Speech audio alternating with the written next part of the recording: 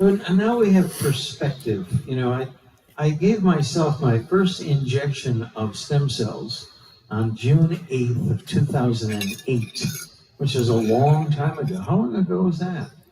I mean, it'll be 20 years in a few years, 15 years. At the time, I was 90 some odd % permanently disabled, and I went to a disability rating doctor. He said, "You're better than 90% disabled. Apply for Social Security disability, and put your feet up and watch Leave It to Beaver reruns." And I didn't really want to do that. So I had been studying the molecular structure of the aging process since 1984, and 2 PhDs from MIT. That has kind of a ring to it, doesn't it? 2 PhDs from MIT, Dirk Pearson and Sandy Shaw, wrote a book called Life Extension. And in it, they talk about free radicals and damage to our cells at the molecular level. And they had one message: stay alive. In time, we will discover the science behind aging and disease. Just stay alive. And so I read that book in 1984. It was my Bible. I used to buy cases of the book and give them out to my patients. And 1984 to 94 to 2004, right? So in 2008, we had stem cells. And how many people here remember Dolly the sheep? Remember Dolly the sheep? You heard of Dolly? What happened? What was the deal with Dolly the sheep? Cloning, yeah. So Dolly and the sheep, the way they cloned Dolly was they took a sheep and they took a bunch of fertilized ova from sheep and they put them inside the uterus of the mother sheep. And they did 226 of those, and they finally got one that took, and it implanted properly, and that sheep grew to gestation, and therefore Dolly was born. The way that they did that was they took an older sheep, they removed one cell from its mammary gland, they took out the nucleus, and they put it in another ovum, and then they put that in the mother sheep. Dolly's genetic material came from the first sheep, and that sheep was 6 years old. When Dolly was born, she was 6 years old in her cellular makeup, in her genetics, in her chromosomes. And she died prematurely of diseases of old age. Why? Because she started out at 6? She started out and she was 6 years old. Her chromosomes were 6 years old. The fellow who discovered the aging phenomena was known as Dr. Leonard Hayflick, and he wrote a book which I highly recommend. Leonard Hayflick is off the chart smart. I mean, really. I talked to him a few years ago, and I have a son who's a medical doctor. One is a medical doctor, the other is a chiropractor. And I happened to mention to the medical doctor, I was talking to Leonard Hayflick the other day, and and he said, "You talked to Leonard Hayflick?" I said, "Yeah." He said, "You talked to Leonard Hayflick?" I said, "Yeah." He said, "Dad, that's like talking to George Washington or Abraham Lincoln." I said, "Yeah, well, he and I got along just fine." So Leonard Hayflick wrote a book called How We Age and Why. And the structure, the molecular structure of the aging phenomena, how many people here have heard of things called telomeres? Ever heard of telomeres? Yeah, okay, so we have telephone, which is speaking at a distance, and we have television, which is seeing at a vision, and we have telomeres, which is at the end of every chromosome. There's approximately 7,500 what they call base pairs. And what happens is, when a cell gets ready to divide, a primer comes in and sits on the end of the telomere. Telomeres open up. The primer comes in, sits on the end of the telomere, and then an enzyme called DNA hydrogenase, DNA polymerase 2 comes in, and it copies everything all the way back. The primer prevents that DNA polymerase enzyme from falling off the end of the chromosome. How many people here have seen the end of a railroad track at a railroad terminal? They got a thing that is like this, and then they got, and so that they don't want the train to fall off the end of the track. Well, the part of the track that is covered up can't be used. And when the primer sits on the end of your chromosome, that part of the chromosome can't be used. And every time that cell replicates, that DNA polymerase enzyme comes in and it copies everything this side of the primer, but it can't copy what's under the primer, which means that every replication, you lose a little segment of the chromosome. It does not get replicated. And the end result of that is the chromosome shortens over time. You have identified by Leonard Hayflick what they call the Hayflick limit. Is that by design or was that manipulated? That's by design. That's why Mother Nature made it. That's a good question, and I'll address that in a moment. Leonard Hayflick identified that human fibroblasts, most cells, have approximately 52 replications, and then they become senescent, and then they die. Well, when they become senescent and die, guess what happens to you? You become senescent and die. That's what we call the aging phenomenon. So there's 7,500 base pairs in a typical telomere, and you lose about 150 base pairs per replication because the primer comes in and sits on that end of the chromosome, and that can't be copied. And so you look at the math is right on the money. 7,500 base pairs, you lose 150, there's 52 replications. What's 52 times 150? 7,500. If you divide 50 into 7,500, you get 150. So the mathematics right on the money. Your base pairs, you lose 150 per replication. You have 7,500 base pairs. You have, that's it. You have 52 replications, then you become senescent and you die. Once you get into the subtelomeric and the peritelomeric areas, then you start seeing people age. But people don't age all at once. It's because slowly, those chromosomes erode at the end. This is called the end replication problem. The end of the telomere does not, the end of the chromosome called the telomere does not replicate. So that's the molecular structure. That's how we age and why, right? So I got involved in the stem cell biology because I thought it was going to be the next big thing in biology. And believe me, it was and it still is. So I was 90-some-odd% permanently disabled, and on June 8th of 2008, I had made up some stem cells. I made up 2 syringes of them. But I'm not a bench-trained molecular biology scientist. I did the best I could, and I looked at it, and I shot myself in the hip with one. And I could barely walk. I was in horrible pain all the time. And there was another full syringe sitting there, and I said, I must be nuts. I'm not a bench-trained scientist. I don't know what I'm doing. I'm just shooting in the dark the best I know how. And I didn't have the courage to take the second syringe. I just left it there. I went to bed. Well, I went to bed, and I had been in pain all the time for years and years and years. I went to bed, and I slept through the night for the first time in maybe 15, 20 years. And I got up the next morning, and I stood up, and I was fundamentally without pain. And I said, I must be crazy. Nothing works this well, and nothing works this fast. So I continued to do stem cell shots on myself, and I was getting better. And people would, they'd say to me, what are you doing? And I'd say, I'm doing stem cells.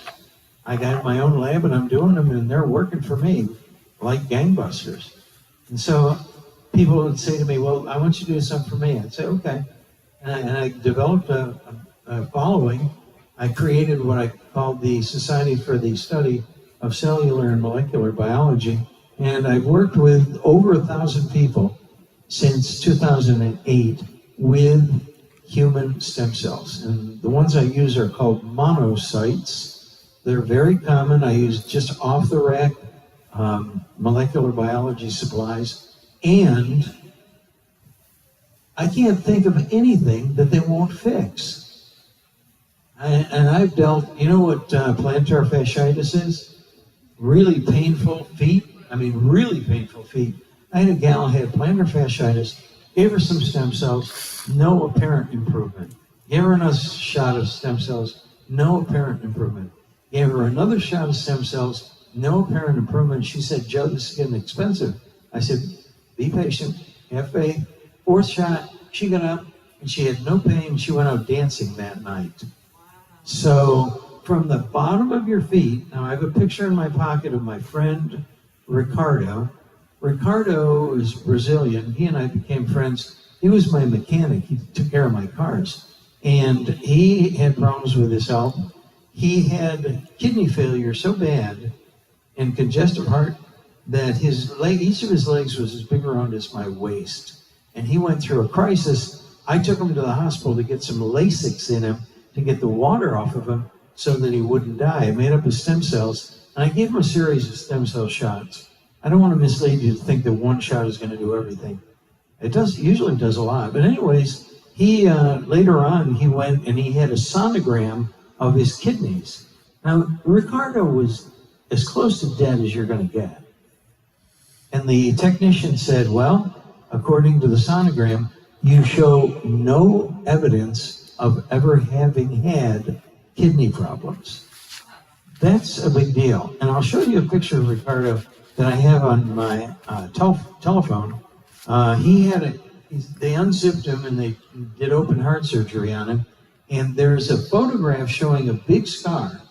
And then there's another photograph where the scar is almost gone. You can barely see it.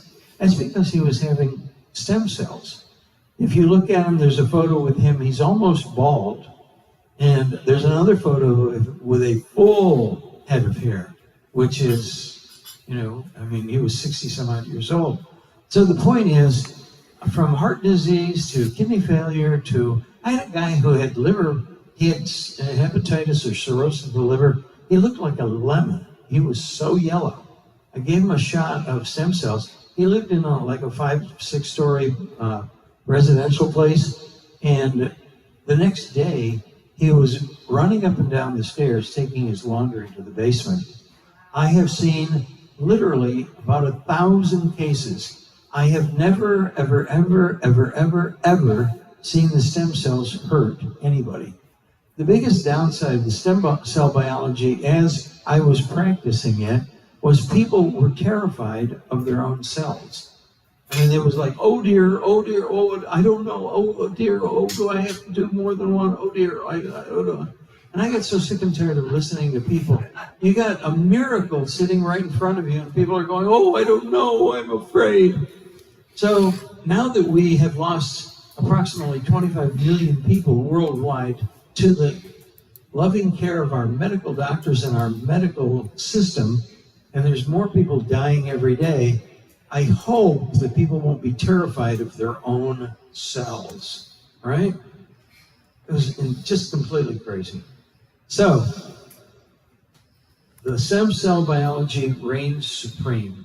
To me, I used to send people to a company called SpectraCell down in Houston, and we would draw their blood and send it to SpectraCell, and SpectraCell would measure the telomeres, would measure the length of the telomeres. Well, I had a friend and colleague and student, Dr. Jerry Vind, and as we age, the chondrocytes in our elastic tissue, especially the discs of the spine, they go through the Hayflick limit, 52 replication, and then they die, and then the discs begin to come together, and they pinch the nerves in the neck, and people get numbness and tingling in their arms. That's known as paresthesia dysesthesia. And he was losing his arms. He couldn't feel his hands. So he came to me and said, what can you do? I said, well, let's try some stem cells. But first, let's get you a telomere test, telomere repeat amplification protocol, TRAP, and it measures the length of the telomeres. So he was like 80 years old. We had those measured. He came back, set those aside, made up some cells, and every Monday morning I would give him a shot of stem cells in the neck area. Those cells migrate, and they migrate significantly. I had loose teeth. My teeth were loose in my gums. I gave myself a series of shots in my hip. My hip got better, and my teeth tightened up in the socket. My teeth were no longer. So then I said, man, these things really do migrate. So I gave Jerry Vinda, Dr. Vinda, a series of shots, and he regained complete function of his hands, no longer had tingling dysesthesia. I said, let's take your blood, send it back to SpectraCell and compare it. Well, we did, and his telomere was 8% longer, and he looked significantly younger. So if I could get an 8% improvement in a series of 12 injections, one every Monday morning, what would happen if we did that 3 different times? You would get a reversal of the aging phenomena. Those cells secrete an enzyme known as telomerase, or telomere, acetyl N-terminal transferase, and it contains like a template of the end of the telomere. And every time you put it in, the thing just flips and it re-extends the telomere. If you can think of a medical miracle greater than that, I'd like to know. So he literally looked very significantly younger, and his arms came back, and he was really pleased. I was astonished, because to me that was the first true evidence, laboratory evidence, that his telomeres were this long, and we did a bunch of shots, and then his telomeres were that long. And it was significant, and it was obvious clinically. It was very, very significant. So, and you can do that with anything. Randy Kelton, our friend, he came to me and he had macular degeneration. He couldn't see well. Oh, wait, Randy, last time he was here, he looked younger. Yeah. Than he has in the past. Yeah. I mean, there's an overall youthifying effect. So. Is he still taking the shot? I think he No, I haven't. Yeah, he's lost some weight. I haven't done shots. I haven't done stem cells in quite a while. It's having all kinds of problems. Well, I'll tell you about that. But please ask me questions, and I'll fill you in as best I can. So, anyways, he had macular degeneration, and he told me, I have macular degeneration. I said, what? He said, I have macular degeneration. I said, what? He said, I have macular degeneration. I said, I can't hear very well. And then he got mad at me. Anyways, he had macular degeneration. He came over, I made up his cells, and I gave him a shot at 6 o'clock on Saturday night. And then we went and had dinner. And then he drove home, and on his way home, he called me and he said, I can read all of the street signs. I haven't been able to read them for years. It fixed his macular degeneration. Well, I fly little airplanes when I'm not sitting in prison unjustly, and I have to go in and get an eye exam every once in a while. So I went in and I got an eye exam from my eye doctor, and he said, what are you doing for your eyes? I said, nothing in particular. He said, no, don't tell me that. What are you doing for your eyes? I said, nothing. Why? What's up? He said, your eyes are better now than they were 4 years ago when I examined you the last time. So what happens is, as we age, cells have to divide. A primer comes in, sits on the end of the chromosome. It covers up the end segment. This is the end replication problem. Then a primer comes in, or then an enzyme known as DNA polymerase II comes in, and it copies everything all the way down, but it can't copy what? The part that's sitting under the primer. Therefore, you have a limited number of replications. So in comes a shot of cells, stem cells, that secrete telomerase, and they go and they re-extend the telomere. and that causes gene expression to be different, protein synthesis to be that of a younger person, and they look younger and they can see better and they stand up straight and their skin is better. And if they have degenerative discs in their back, I had one guy came in, he could barely breathe. He had chronic obstructive pulmonary disease, COPD, and he had a bottle of oxygen, and he'd walk a few feet, and he'd pant, and then he'd walk a few more feet. Well, you give him a few stem cell shots right above the lung fields. They permeated in, and they fixed his lungs. And he ended up being the one who put the boat in the water on Sunday morning when they went bass fishing. But his wife came to me and she said, I've been diagnosed by x-rays. I have degenerative discs in the middle of my back and it hurts. Can you fix me? I said, I don't know. Because all of this stuff at the time was really very experimental. But I drew some blood, made it up, she gave her a shot. 8 weeks later, she came back to me and said, they took some more x-rays and the disc in my back, which was deteriorated, has regrown completely. They want to know what I'm doing. And I told them, well, whatever you do, don't tell them you're coming to me for stem cells. The stem cell biology is the most staggering advancement in medicine imaginable. How many people here have heard of Randy White, right? The football guy? Well, he got tired of it. He came to me because he's been smacked so many times. It destroyed his neck, gave him a series of stem cells, he got better. But in that period of time, he was he became a celebrity rodeo guy. And he was riding some bucking bronco, and it ripped the end of his thumb off. Well, he came to me and he said, Dr. Joe, your stem cells regrew my thumb. It was torn off, and I now have a normal thumb. I was stunned. Every time I've dealt with stem cells, the results have been next to miraculous. Just absolutely. And, when people would come to me, they'd be terrified of their own cells. I really got tired of that. We have truly a medical miracle. Unfortunately, the MDs got a hold of it, and what they do is they'll draw some blood or they'll use umbilical cord pellet and they'll parcel it out a little bit, right? Like if you got a bad elbow, they'll give you, this is a big deal. We'll give you a shot in your elbow. They get better almost immediately, right?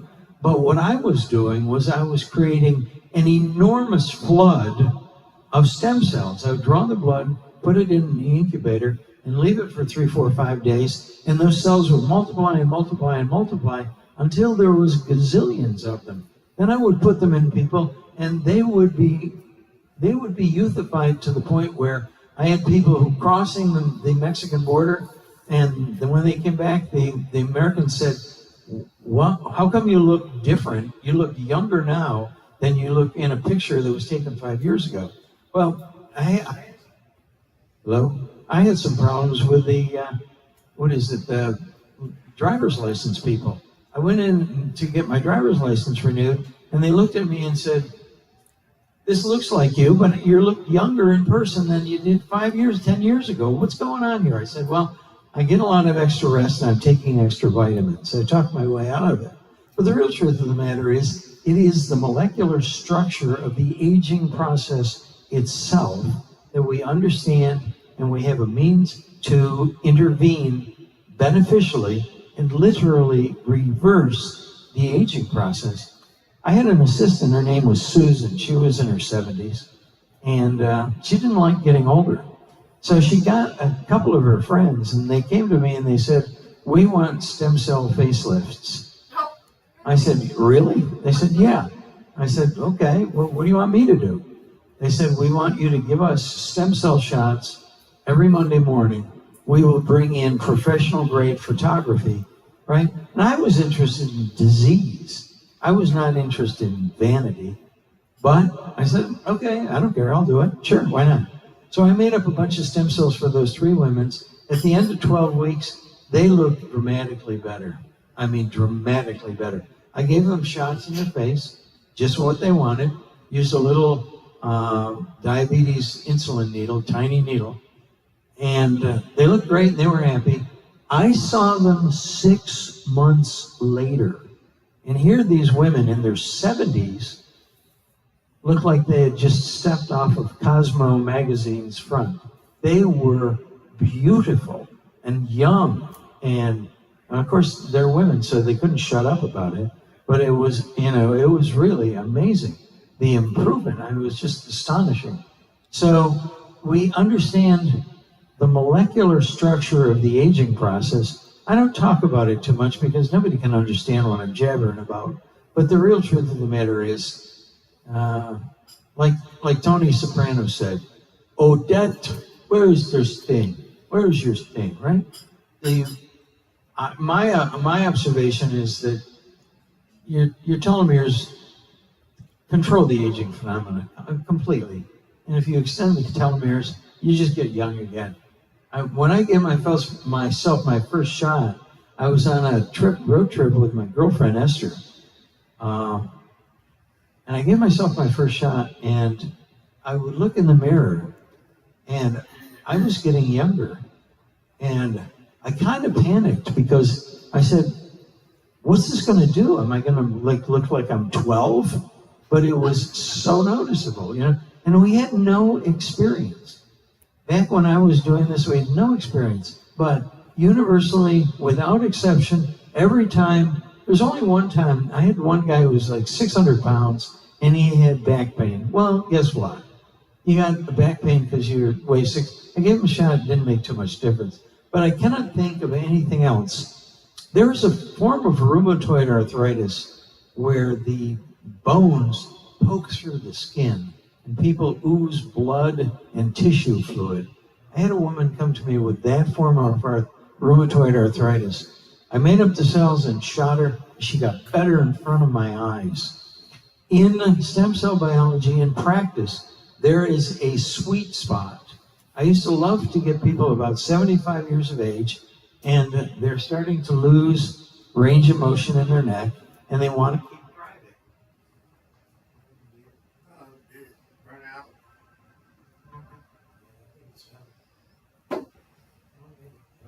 Hello? Yeah, there it is. So they come in to me and they say, Dr. Joe, I can't move my neck. I can't turn my head. I want to drive, but I can't turn my head. And I'd make up the cells and I'd give them an injection right here and right here. And I'd say, move your neck. I'd say, move your neck. And they'd go, so soon? You just gave me the shot. I said, move your neck. Well, I would do an analysis, a range of motion, right? They'd be locked up. What's the amount of energy? See if there's another microphone there too. No. Just one. I'm almost done talking, so that's good. So they couldn't move their neck. I'd do a range of motion. They'd show that they, had very limited range of motion. I'd give them a shot and they'd go, I can move my neck. They always have their wife with them. Until I can move my neck. Look, I can move my neck. So that's the sweet spot. It's easy to understand. People don't ask me a lot of stupid questions, and they accept that they're better. But it will fix. I have never seen anything that it wouldn't fix. I had a bad elbow that I could barely move. I gave myself a shot maybe 10 years ago. I can move that thing all day long. I can't feel anything. Knees, elbows, wrists, migraine headaches, depression for women. Oddly enough, it makes people stand up straight and they get more cheerful because they're younger. Can I ask you something? I think one of your patients, one of your patients had a condition called fibromyalgia. I doubt it. What was her name? Didn't Lacey? Macy? Macy, yeah. Did she have a form of fibromyalgia? She had fibromyalgia and a whole bunch of other stuff. Yeah, I know it's none of my business, but I have a friend that suffers with this. Macy, she can't work. Macy did so much better. She worked in the lab for a long time. Yeah. And she's always after me, you're going to do stem cells, you're going to do stem cells. Well, I'm kind of softening up. Now that the world is not as insane as it was 6 weeks ago, I went to jail. I was adjudicated as completely innocent the trial court never had, you heard my spiel. I'm still in shock over that. The degree to which they can just grab your phone, have some charges, and throw you in jail for years. Right. For years. What they really did was they tried to kill him. But Yeah, anyways, because you know, he had an alternative healing.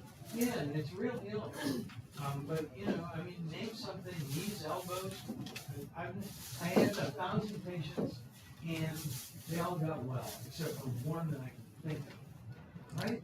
And you know, I just used to say, I'd like to find a place where it doesn't work. Well, I never found it. It always worked. Well, in their condition, like, I use myself as an example, when he first tested me, the blood was not up to par. Right. And so since then, I've done a lot of work, and so it should be up to par now, but that is one of the conditions. Well, it's not that the stem cells wouldn't work. Every once in a while, I'll find, you know, this G5 thing. I had 2 women who were coming to me for stem cells, and I was making huge amounts of beautiful stem cells. And they were doing the scalar thing. You know what that is? Yes, I don't like that, yeah. Well, they were doing it, and they had great stem cells. They stopped doing it, and 60 days later, I would take their blood, culture it, and I could not find a single stem cell. So I'm cautiously going to try it again. Testing. Okay. I'm cautiously going to try it again, but I don't know. We've got G5 up in the air, and we've got, you know, barium salts coming down on us from chemtrails. I mean, I don't know what's going on. So I'm going to have to make up some stem cells and see what we get out of it. But the final word on the stem cells is we have no idea what they'll do. And it's all good all the time. Any more questions? You have a question? Your hair would probably turn dark again. And the reason I don't bother with stem cells is I've got other things I'm interested in, and I'm inherently kind of lazy. I like to sit and think or lay down and think about stuff. But you know, people say, you know, why don't you do stem cells for yourself? Well, I can't tell you how many stem cells the guys, their hair came in black, and they got a whole lot more hair. I gave myself a shot of stem cells in the neck just to see what they would do to my cognitive ability. And within 3 minutes, I was at a friend's house. I remember it precisely the day. I was looking out the window. There was a road up there. And I said, my goodness, I can memorize the position of each of the leaves on each of these trees. And I could easily memorize the numbers of all of the license plates on the cars that drive by. It was a stunning, amazing improvement in my cognitive ability. I think that's great. With the knowledge and the study on this over the years with you, Right. could any of this be applied to any of the junk DNA that they call junk that is not junk? Well, you know, I had a, you know, the whole thing with genetic diseases and autoimmune disease. They brought me a princess she lived in London, but she was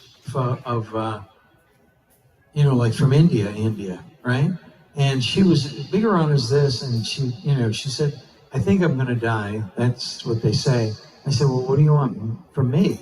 And she said, well, I want to marry my childhood sweetheart and before I die. I said, all right, well, I made up the cells, and I'll be darned, she got better. And I mean really better. And I was the guest of honor at her wedding down the street from Buckingham Palace in London, England. They flew me over there. So, I mean, it's just on and on and on and on and on and on and on. They all got better. And then I went to jail. And I sat there looking at the floor saying, I didn't do anything. I didn't hurt anybody. Nobody complained. I shouldn't be here, right? It was crazy. Two things.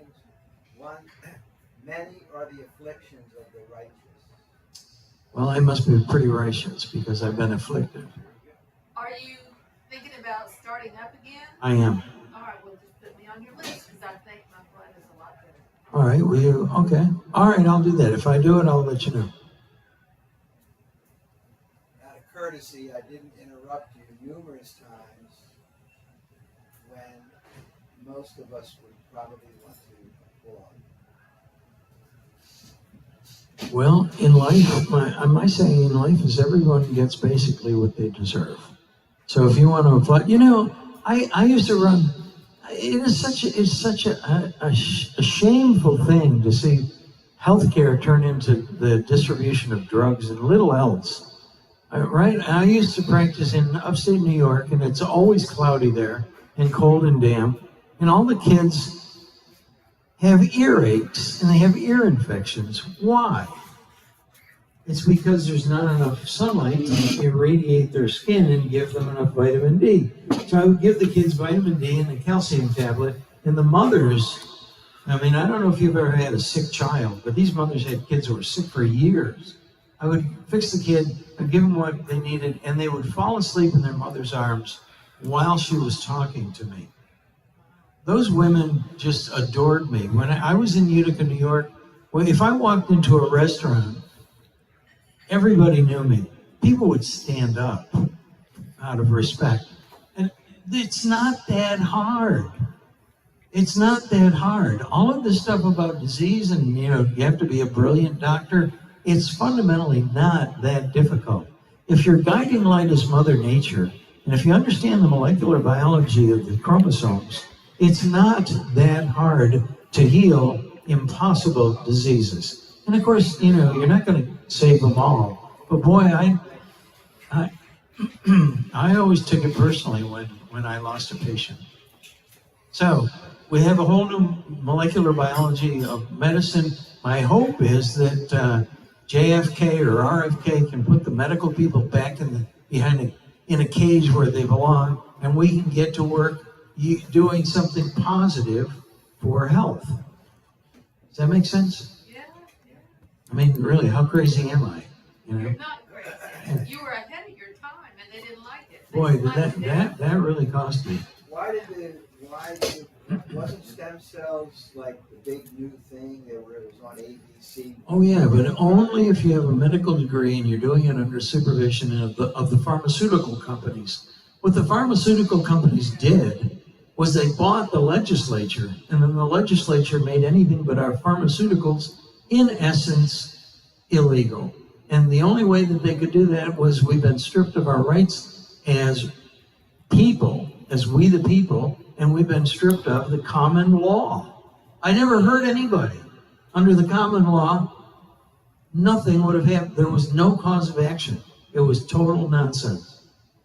And that's what this is what Jefferson and the boys cautioned us against. They didn't know how, but they knew sooner or later a new tyranny would emerge, right? And that we live under it. And it costs us money and it costs us our lives quite often. Yes, Francine? And do you date older guys? I want to know. All right, give me a smile. I'm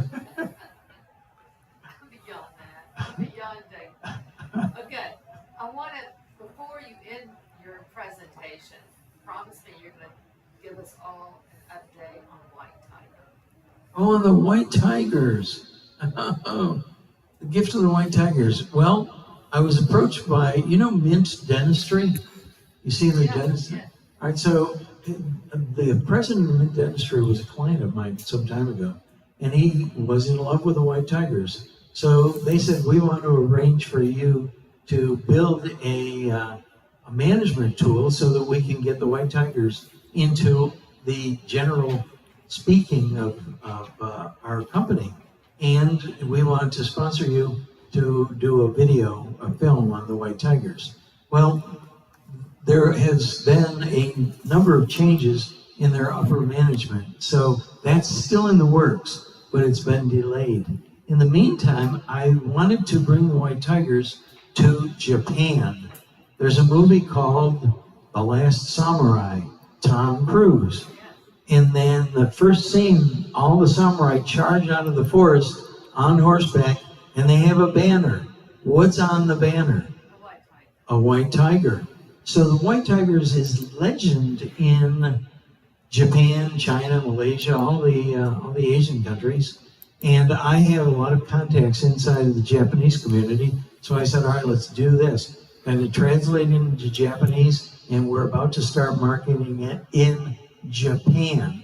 Now, I have a friend who was at a parade this last summer, and he saw a balloon above the parade, and it was a white tiger about 30 feet long and 20 feet tall. I'm thinking about going to Tokyo and opening a daycare center using the gift of the white tigers as the motif. And if I put a balloon up with a white tiger on it, in 24 hours, everybody in Tokyo will know that the gift of the white tigers is here. And the Japanese, they will do anything to help their children succeed in life. Consequently, at the same time all this is coming out, how many people here have heard of emotional IQ? Emotional IQ is the big thing. I had a friend of mine, Paul, who's working with me in marketing, take the emotional IQ, take a chat GPT and say, how does the Gifts of the White Tigers install emotional IQ in children? He came back with a beautiful white paper, which if any parent reads, they'll say, I have to get a copy of this book for my child. So emotional IQ, the Gifts of the White Tigers, it's all coming together. And we'll have it here in the States, but I'm really looking forward to doing it in Japan. I think it's great. I really do. And I get weird feelings every now and then. From when you told me that several months ago or a year ago, you're going to do well with that. Oh, my hope is that the Gifts of the White Tigers. I also have a project called that I call the Universal Rapport, the Universal Human Rapport Project. And I'll give you a few seconds worth of that. Many years ago, I was cracking backs and putting needles in people. I was doing acupuncture. And in Oriental medical theory, traditional Chinese medicine, there are colors that people have. If they have a problem with their heart, usually their face will be red. Well, they have got high blood pressure, makes sense. If they have problems with their kidneys, usually they'll have deep circles under their eyes that'll be dark. If they have problems with their liver and gallbladder, they'll have a characteristic kind of gray-green look. And it's often associated with migraine headaches. Anyways, this gal comes in and she's green as a Christmas tree.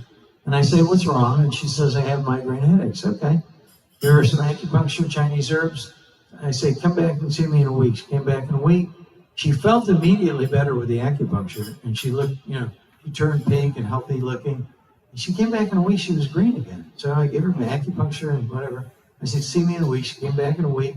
She was green again. I said, do you have anything in your life that's making you angry or frustrated? She said, no, not that I can think of. I said, really? She said, well, I'm going through a divorce, but other than that, everything is fine. I said, oh, okay, guys. So I began to see how emotional upset can upset the internal physiology, specifically the lungs, large intestine, stomach, spleen, heart, small intestine, bladder, kidney, gallbladder, liver, thyroid, adrenals, all of the systems. And I began watching people for emotional upset and its concomitant physiologic disease promotion. And the end result was I developed a new tool that I call Physiologic Healthcare, the study of the structure of healing. And I noticed how many people are horribly out of rapport and they're fighting all the time or getting divorces or this, that, or the other thing. And I created what I call the Universal Human Rapport Project. The project is basically just simple. It's designed to get people in rapport. In 1955 in America, when you had Sunday dinner, everybody sat down and had Sunday dinner. They were all doing the same thing and talking, and they were in rapport. We all agreed that Joe DiMaggio was a great baseball player. That agreement was a form of rapport. We had rapport. We saluted the flag. We had rapport, sameness. As we've lost that, the stress of not being in rapport has caused an increase in what is known as free radicals. It's a stress, singlet oxygen, sulfoxide, all kinds of damaging molecular engines are running around inside of your systems, and they are increased under conditions of rapport deprivation. So I identified what did people suffer from on the oceans in the 1700s in the British Navy? They got scurvy. They got scurvy, which is what? A lack of vitamin C. It's a deficiency disease. Well, I watched people get nuttier and nuttier over the years, and I came to realize being deficient in rapport causes disease, and I call it the rapport deprivation syndrome. And I'm about to make a couple of videos on it. I'm going to give them away for free. And every time I tell people about the Universal Human Rapport Project, people go, oh, that makes sense. And they get on board with the concept. The concept is easy to understand. But I'm lucky in the sense that nobody else has really noticed it. I mean, you look through the literature of psychology, and they will not say there is a syndrome of rapport deprivation that leads to long-term degenerative disease. And that's my message.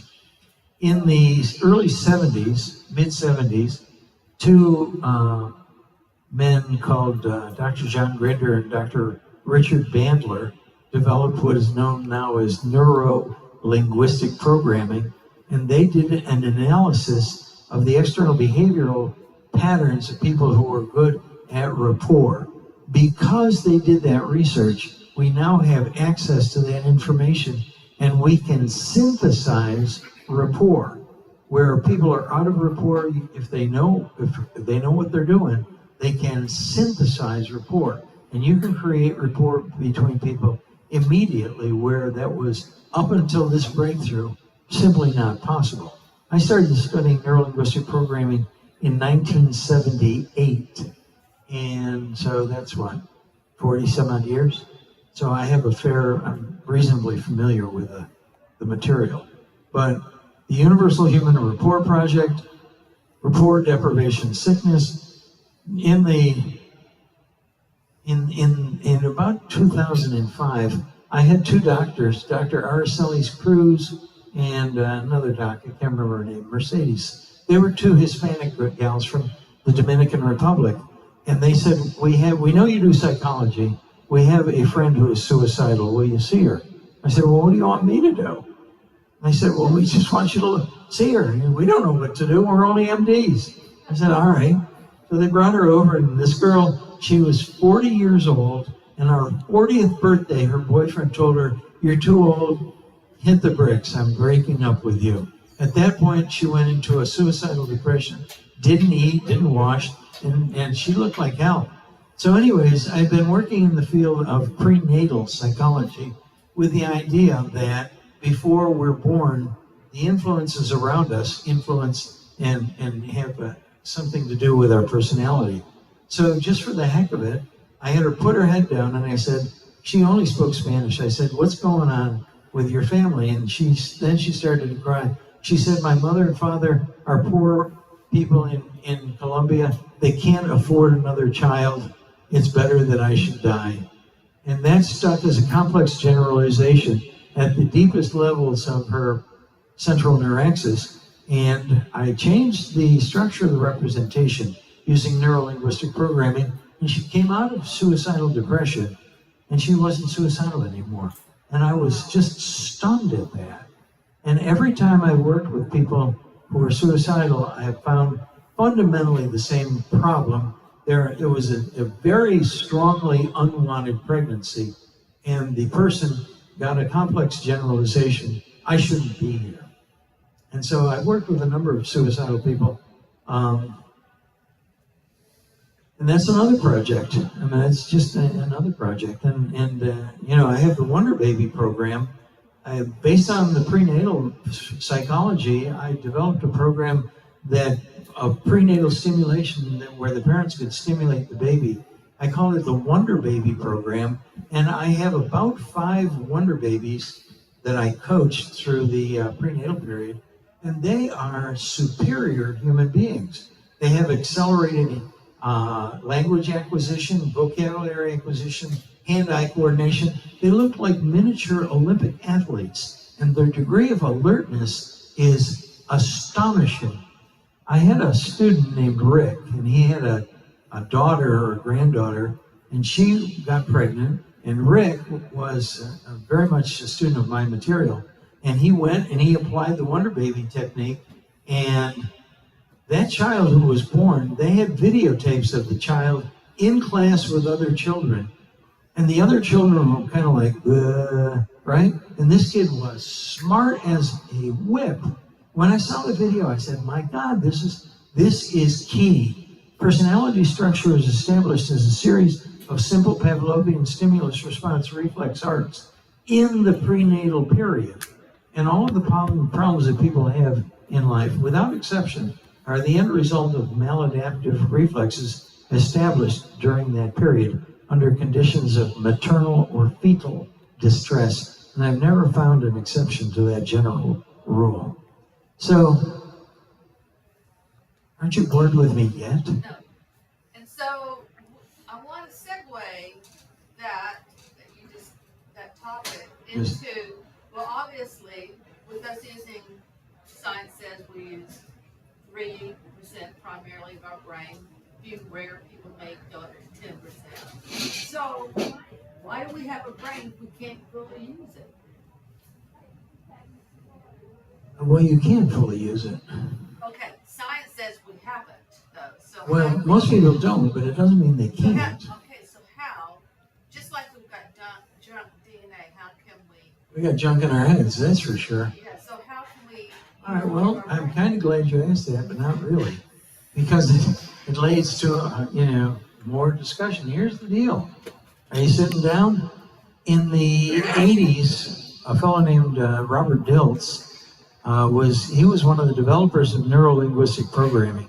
They had a bunch of people that were really spectacularly bright people, and what Robert Dilts did was he analyzed the writings of Jesus of Nazareth, Albert Einstein, and Michelangelo, and he identified the neurological activity in the brain of those, and he wrote a book called Tools for Dreamers: How to Become More Creative.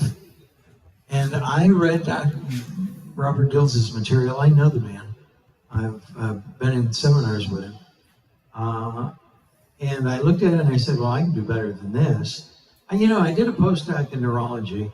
I did another postdoc in diagnosis and internal diseases. I did another postdoc in orthopedics, and I did all that Chinese medicine for so long. I know a lot of stuff, and it comes in handy. Anyways, I took Robert Dilts' material and I put it on steroids times 10, and I created what I call the whole brain creativity technology. So most people don't use much of their brain. It's quite obvious if you talk to them. Well, I'm thinking the stem cells might help. The stem cells will do the absolute anatomical, physiological stuff, but at the same time, I had an instructor in NLP, and in NLP, you watch people's eyes and see what part of their brain they don't use. Well, he would say he'd have people come in, and they would be going, "This is how I'm stuck. This is how I'm stuck. This is how I'm stuck." And the therapist would be going, "Well, this is how I'm stuck. This is how I'm stuck. This is how I'm stuck." Right? So hold on. Sorry. Welcome, Barbara. I was working. But at least somebody's doing something. So anyways, the end result of that was I spent a number of days studying brain activity and applying a technique that I developed. I'll give it to you if you want one of these days. But it's the whole brain creativity technique. And after that, I would go up to people and say, do you have any problems that you can't solve? Please share them with me. I'm looking for problems. I couldn't find anything I couldn't solve. The only thing I really couldn't solve was a corrupt government.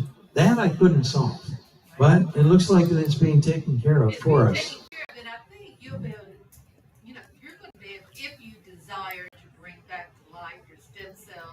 treatments, I believe you can. Well, now that aging is really a decision variable, there's a lot of things that open up. I mean, really open up, But I mean, it's all fun and interesting too. I don't do anything unless it's fun and interesting. Well, It is interesting. Yeah. The potential for your stem cells is just, you're at the tip, you're just at the tip. Well, the potential, I want to do a bunch more Wonder Babies. I want to open some daycare centers where we can work with kids who are born, but we can work with pregnant gals who are about to give birth, and the difference is so far off the chart. I've created about 5 Wonder Babies, and boy, they're exceptional kids. So, so we covered. Now, what's the correlation between the emotional quotient and EQ, emotional IQ, and what is the attack that the corrupt court system is using and the corrupt education system? How are they attacking our emotional IQ? What could be done to reverse it when I go and speak to city councils and school boards? What fun could I have to put a mirror up and make it beam back against them? Would there be a way to do that? when I was young, the people across the street had some cats, and one of the cats had kittens, plural, a bunch of them. And the little girls, they liked to play house and they wanted to pretend to be moms. So they made little clothes for the kittens, and they put the clothes on the kittens, and they moved the kittens' hands, and they went, see the kittens saying hi, and they moved the kittens here, and they moved the kittens there, and they moved the kittens here, and they moved the kittens here, there. Guess what happened to the kittens? They all died. And you cannot take free will and choice away from an organism and expect it to prosper. So you drive by and you see the kids, and they are bitter, sullen, insolent, resentful, where they should be curious and chipper and upbeat and welcoming. So the corporate state demands you stand here or you won't get a job. I mean, you do as you're told, or you won't get a job and you can't have anything. So most people just, we're a regimented society, and we try to, some people try to break out of that by dyeing their hair green and putting a bone through their nose. But that is a poor excuse for real individuality. The only solution to me is get rid of as much of the corporate state and its demand for instant, unquestioning obedience. And that takes us back to the common law, right? So we got a lot of work to do, but we have a lot of good tools to work with. And if I can get the Universal Human Rapport Project off the ground, you'll have people to be in rapport with. And if I can get the whole brain creativity technology in common use, you'll have whole brain people, smart, creative people in rapport. And believe me, there's very little, if anything, that we can't do. Does that make sense? Yeah. So, I'm looking forward to a new renaissance. So what would cause you to decide to go ahead and start up your skeleton treatments again? What's the holdup? Is your question? Well, I'm thinking about a bunch of things. I'm involved in a bunch of projects. I've had a bunch of people come up and say, we want to do stem cells. Like I said, I wanted to move to Mexico and, go to the beach. I probably will start doing stem cells within the next 30 to 60 days. And you're second in line for Macy. Macy just, every time I talk to her, did you do some stem cells? Have you done? No.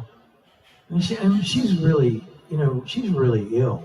I mean, she goes to all these various docs. She's been told she has parasites. She's got 16 different kinds of parasites, and so on and so forth. And, I had a dark field microscope. Do you know what that is? and you take a drop of somebody's blood, you put it on the microscope, you put a cover slide, and you bring the microscope down, and you shine a light from the side so that you get a contrast, sometimes known as a phase contrast microscope. I had an office downtown Dallas, and I would look at all of the Americans' blood, and there were once in a while I'd see a parasite, but not much. And I took a fellow who was sweeping the floor out in the hall. He was from Mexico, and I took his blood and put it under the microscope. It was crawling with parasites. I mean, there was ones going through like this, and the other ones wiggling around. It was crawling with parasites. So there are parasites, but in America, we characteristically don't have as many because we have a pretty good public health system. But, like in Mexico, I mean, it's just horrendous how the problems they have. But a lot of things that they don't have, we now have, if you walk down the aisle in Kroger, 70% of all the food to the left and to the right of you is ultra processed, which means the nanoparticles are so small that they can get inside of your cells and gum up your cells. When I walk down the street and look at people, I have never seen such a sick crew of people. Never. In Oriental medicine, traditional Chinese medicine, there's 4 different kinds of diagnosis. There's Boshin Jutsu, which is diagnosis by visual observation. You tend to have a ruddy complexion. What does that mean? It means you have a slight inflammation, a subclinical inflammation of your vascular tree, right? He tends to have a slight gray-green complexion with circles under his eyes. He's got slight congestion of the liver and improper function of the kidneys. I'll show you something. Put your foot up here. My foot? Yeah, I'm going to squeeze the inside of your leg. How's that? The tender? A little bit. Down here. It's because your kidneys are not taking all the fluid out of your system, and water being heavy tends to accumulate down by your ankles, right? So I do the diagnosis by looking at your face, and I can reinforce it by physical examination. When I work with people, I really love to have both laboratory analysis, right? Sometimes I used to take a blood chemistry known as an SMA-24. There were different components of your blood, like do you have enough sodium, you have blood urea nitrogen, and I would read these, and then I would go and shake hands with the patient, and I would know what was going on because I had the lab report. But people who had problems with their kidneys, their hands would be a little moist. People who had problems with their liver, their hands would be a little greasy. After a while, I didn't need the SMA-24. I could just shake hands with them, look at their face, and pretty much diagnose them, right on the money. That Oriental diagnosis is so accurate, I've almost never seen it fail. Every time I thought those old Chinese docs were wrong, I was mistaken. They were right on the money. So the point is, what were we talking about? All of this stuff is like, it's there, and we have a full, thorough, complete, and exhaustive technology of health as opposed to a technology of disease, right? Right. I mean, it's there. Chinese medicine has a lot of it, but it's, Western medicine's got a lot of good stuff, laboratories, x-rays. They brought me a little girl who she hurt her foot, and it hurt after she had been playing soccer. They took her to the finest orthopedic doctors who were brilliant, and they're ahead of their class and all. They couldn't figure out what's wrong with her. So I took a tuning fork, I whacked the tuning fork on the table, and I put the stem of the tuning fork on her foot, and I moved it around until she hollered. And I said, "Does that hurt?" She said, "Yeah." I said, I drew a circle around it with a magic marker. I said, "Take her back to your orthopedic surgeon and tell him that she has a hairline fracture of the 4th metatarsal right here." Right? I mean, isn't that elegant? Wow. I mean, isn't that just the coolest thing you could ever think of? But I love reading x-rays. I love reading x-rays. Oh, They tell you so much, but it's all of this material. Of course, you know, I've been doing it for 50 years, right? So all of this stuff is so obvious to me, so easy. But of all the technologies, the stem cell biology in terms of health absolutely reigns supreme. Thank you for your time and attention. If you have any other questions, I will get out of your hair now.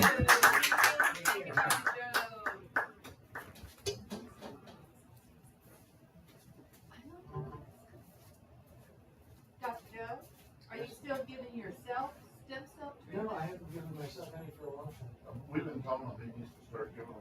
They have been pestering me. Yeah. I am good. Of course, you know, once he gets up and running with stem cells, we're gonna be in there, you know.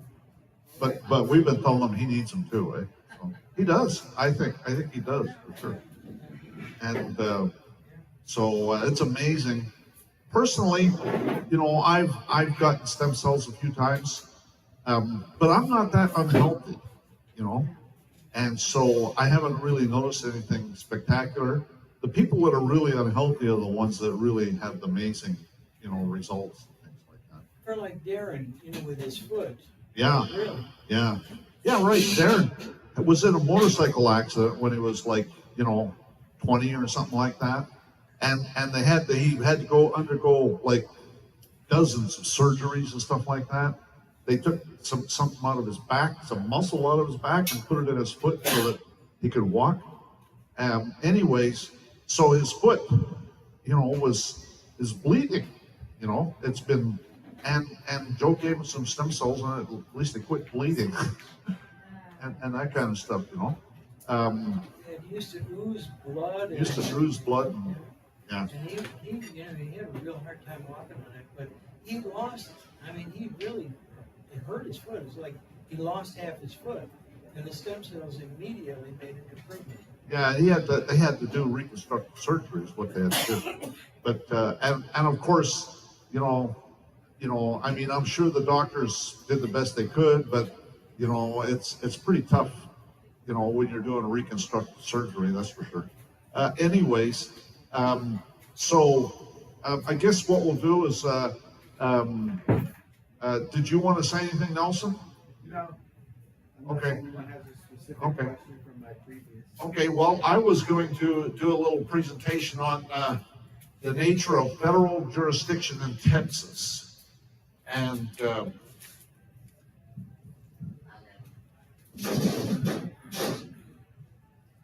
there we go. Aim the camera right here. So this is a Word file. This is actually a filing that I filed into a recent federal court case. I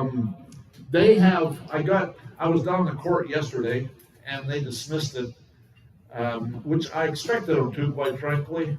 They seem to be sympathetic, but they're not a real court anyways.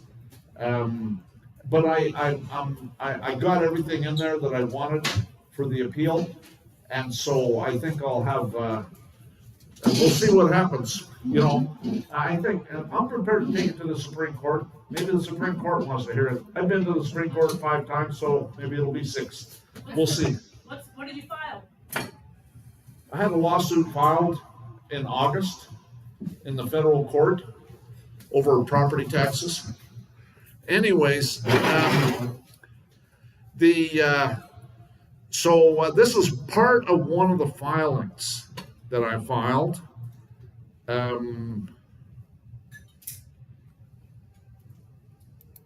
Yeah. So Texas codes are in the Commerce Clause. Under Article 1, Section 8, Clause 3, if you look at the Texas Tax Code, Section 151.004, it says, in this state means within the exterior limits of Texas and includes all territory within these limits ceded to or owned by the United States. So anytime the word in this state is used in any statute in Texas, this is what it's talking about. All territory within these limits ceded to or owned by the United States. And includes is limited. Okay, this is a Supreme Court case, Montello Assault versus Utah. include of the participial form thereof is defined to comprise within, to hold, to contain, enclose, comprise. So that's it. There's nothing else in there. Okay. So it's all territory within these limits ceded to or owned by the United States. That is all that is within this state. And here's a law dictionary definition, Black's 6th edition. Same thing. Confined within, hold as an enclosure, take in, can shut up, contain, enclose, embrace. So, which means that when they use this phrase in the state in their codes, it's only talking about territory ceded to or owned by the United States. And all legislative, inferior, municipal, fake court judges are 14th Amendment U.S. citizens, practice law only in federal areas of Texas. This is Texas Government Code, Section 3006, 30.006. A municipal court of record is presided over by one or more municipal judges. The judge must be a resident of the state, be a citizen of the United States, be a licensed attorney in good standing, have 2 or more years experience of practicing law in this state. Okay, so lawyers only practice law in federal areas of Texas. An assistant prosecuting attorney is licensed to practice law only in federal areas of Texas. This is Texas Government Code, Section 41.103. An assistant prosecuting attorney must be licensed to practice law in this state. To qualify for an appointment, all judges practice law only in federal areas of Texas. Do you know why? Do you know why it's only in federal areas of Texas? Does anybody know why? Because it's outside the one, they're saying it's the 1817 area. Well, because all courts are federal courts. Because Texas is under a military occupation. Has been since 1861. Okay? It's martial law. That's why. So you're right, Nelson, but it goes more to the fact that we're under Texas under military occupation. But it's only federal areas of Texas. And because Texas is under military occupation, it puts Texas under as federal territory. Okay, so Texas is federal territory, which brings us into the Northwest Ordinance. Okay, because the Northwest Ordinance defines the nature of federal jurisdiction and federal territory. And so, again, still, it's only federal areas of Texas. That's why they use the zip code. All these courts have a zip code, and they want Federal Reserve notes. That's all for District of Columbia only. Article 1, Section 8, Clause 17. So is their claim true then regarding the martial law means it extends over all areas of Texas, therefore it's all federal? No, it's just federal areas of Texas. Because common law, under the Northwest Ordinance, they're supposed to give us common law. Gotcha. See what I'm saying? So it reverses. So they drag you into their commercial court. It's all Commerce Clause. All Commerce Clause. They bring you into the Commerce Clause. And so, but that's how you defeat it too. Okay, Article 1, Section 8, Clause 17. And that's what I've been bringing up. I bring in all this stuff in this federal court case numerous times. So we'll see what happens when it goes to the Court of Appeals. Anyways, and we'll set it up. It's being set up for the Supreme Court. So we'll go there too. I don't have a problem with that. All judges practice law only in federal areas of Texas. Qualify for an appointment as associate judge under this chapter, a person must be a resident of this state, one of the counties the person will serve, have been licensed to practice law in this state. All bar members are allowed to practice only in federal areas of Texas. Board of Law Examiners, Texas Government Code, Section 82.004, acting under instructions of the Supreme Court provided by this chapter, shall determine the eligibility of candidates for examination for a license to practice law in this state. Excuse me, so would that mean that a judge, because he's a bar member, he's in violation acting against a man as well? Would a judge by definition, since he's an attorney, Well, they're dragging you into their federal territories, what's happening. Okay, but it's only areas owned or ceded to the United States. And I don't believe there's been any state areas, not now, Randy says there has been land that's been ceded to the United States and Texas, but I don't think so. But even if there was, it would be like Fort Hood. It'd be a military base, which we're not in a military base here. And if it's owned by the United States, okay, then that means the federal courthouse, okay, which doesn't mean here. You see what I'm saying? Post offices, especially. Post offices could be, yeah, for sure. I did find that out to be true in the state I'm currently domiciled. The local post office was actually ceded by the legislature to the United States. So what he's saying for the people on YouTube is he said that the post office was ceded by the legislature in New Jersey to the United States. So, and that's important. So it's good to know. But, I never have any trouble in the post office. So true. Anyways, all bar members are allowed to practice only in federal areas of this state. I already went over that. All juries are only for federal areas of Texas. The Office of Court Administration of the Texas judicial system shall develop and maintain a model for the uniform written jury summons in this state. That's why they want to know if you're a U.S. citizen, and that's the quickest way to get off the juries. All you do is tell them I'm not a U.S. citizen, and they'll kick you out of there so fast your head will spin.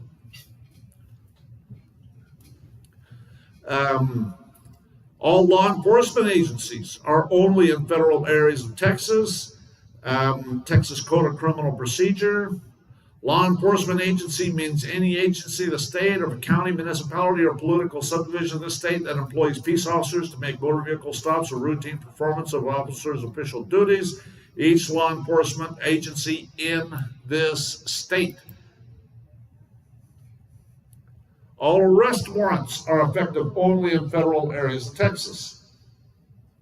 Code of Criminal Procedure, Article 15.06. A warrant of arrest issued by the county district clerk or by a magistrate, except mayors of an unincorporated city or town, shall extend to any part of the state, and any peace officer to whom said warrant is directed or into whose hands the same has been transferred shall be authorized to execute the same in any county in this state. All search warrants are issued only in federal areas of Texas. A search warrant is a written order issued by a magistrate and directed to a peace officer commanding him to. It's interesting to go back to this other one. A warrant of arrest issued by any county or district clerk. Okay, those are actually capiouses, or by a magistrate. Except mayors of incorporated city or town. See, technically a mayor is a magistrate. So what they're saying is a mayor cannot issue a warrant. That's what they're saying right there. Anyways, all search warrants are only in federal areas of Texas. A search warrant is a written order by a magistrate directed to a peace officer commanding him to search for any property or thing and to seize the same and to bring it before such magistrate and command him to search for and photograph a child and to deliver to the magistrate any of the film exposed pursuant to the order. No search warrant shall issue for any purpose in this state unless sufficient facts are first presented to satisfy the issuing magistrate that probable cause does in fact exist. The Texas codes are effective only in federal areas of Texas. This is Texas Code of Criminal Procedure, except as otherwise provided in Article 54.02, all laws related to criminal procedure in this state. All government agencies and political subdivisions are only in federal areas of Texas. Human Resources Code, Section 201.004. To improve services to youth, the department may cooperate to contract with the federal government, federal agencies in this state.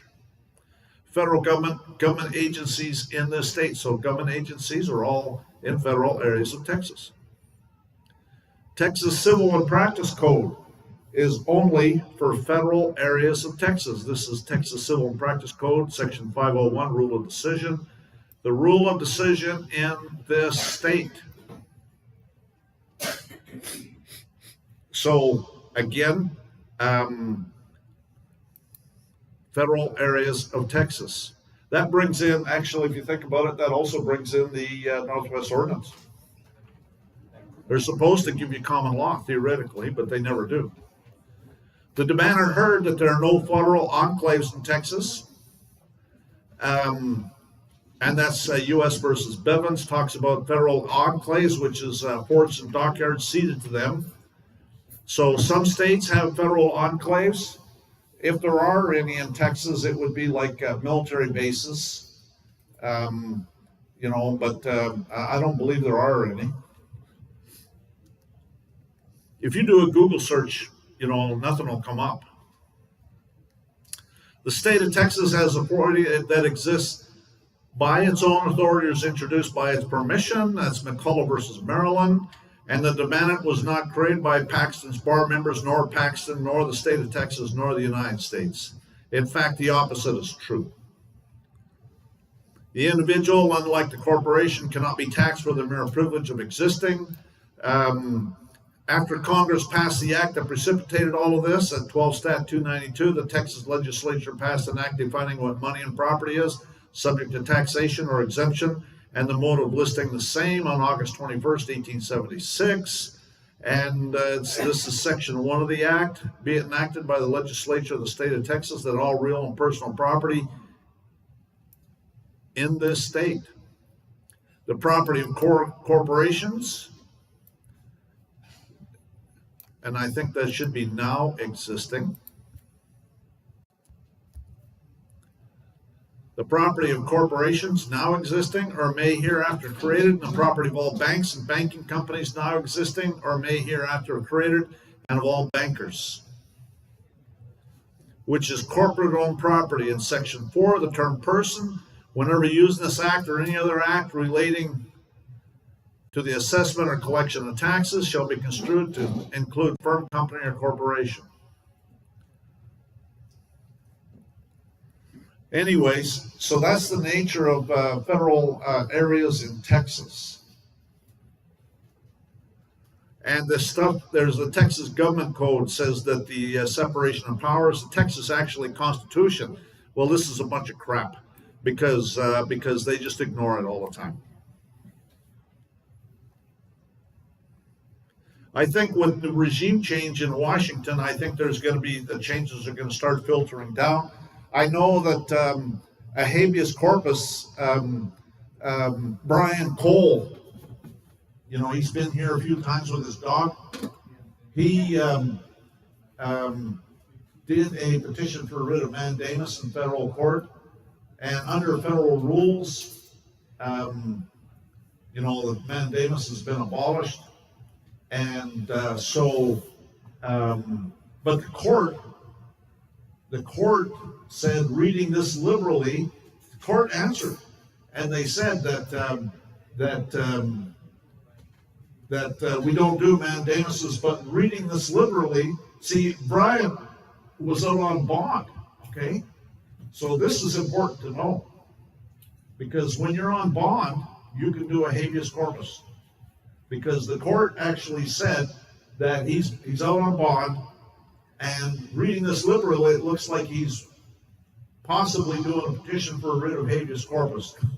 So he actually gave until the 5th of March to submit it's a 28 U.S.C. Section 2241 habeas corpus, which is for prisoners, and do a petition for writ of habeas corpus. So we went and actually filed 6 of them, because there's 6 different charges he's got all over the place. Habeas corpuses, I know, he's like, What is that gonna do for it? well, the judge asked us to file a petition for writ of habeas corpus, so who knows, but one thing we brought up is it's a bill of attainder, okay? And we attached, I made a memorandum of law on a bill of attainder. It's a non-judicial proceeding. And so therefore it's unconstitutional, and they're not giving him common law, and so we want it dismissed. We want the case dismissed and him released from jail. And so we'll see what happens. I mean, how long it takes, I don't know. But there's the judge actually acts. That's Reed O'Connor, that's the judge in my case. Now, what happened as far as it getting dismissed is the magistrate judge. See, so don't ever accept a magistrate judge is what you should probably do, is just don't accept a magistrate judge. And because what they're doing is they're setting you up. Because what happens is, so this magistrate judge dismissed it, but he doesn't have any power to do anything. All he can do is make recommendations for the regular judge, okay? And so now he's made his recommendation, and so I have to rebut. I'm going to file something. I'm still thinking about it. But I got 2 weeks. I got 2 weeks to file something, and so I'm going to file something and rebut his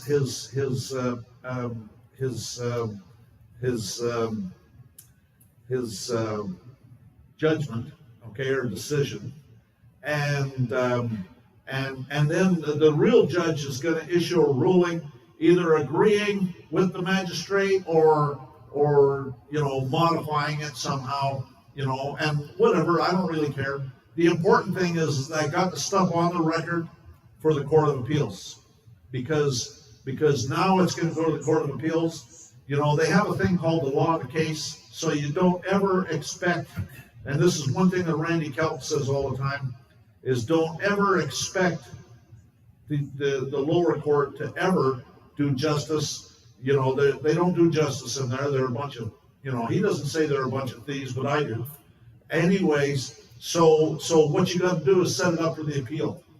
And so, because the appeal court is required to maintain the case law, and the lower court, it's called law of the case, which if you don't dispute it, then you agree to it. Okay, that's really what it comes down to. And so that's what I say. They're a bunch of pirates. So we'll go to the Court of Appeals, and I'm setting it up. I got to set it up right though. I was thinking about filing a notice of contempt. I have nothing but contempt for you and your so-called court. But if I do file that, it's going to be after the appeal package has been sent to the Court of Appeals. Because I don't want the Court of Appeals to see that. You know what I mean? And so, yeah. So, anyways, so we'll see. We'll see. Reed O'Connor is the judge in my case, and I already sent him 2 nasty grams. I sent him one in 2020 and one in 2021. And, it's my nasty grams start off and it says, normally I say accept your oath of office, but you and I both know you have no intention of honoring the oath of office. So fuck your oath, you lying, perjuring motherfucking son of a bitch. And there's like about 20 pages of that. You know what I mean? Yeah, I sent that to Reed O'Connor in 2020 and in 2021. So, matter of fact, the clerk sent it back and said, you've got several cases open here. We weren't sure which one to file it into, so write the case number across the top, and if it's in more than one case, make copies. I can show you. I can show you copies of it where they sent it. I'll find it for you. Anyways, so yeah. So anyways, my attitude is that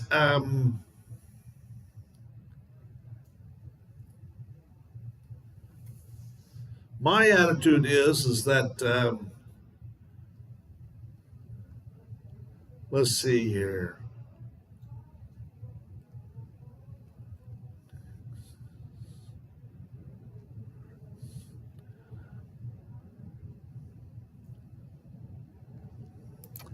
Let's go here.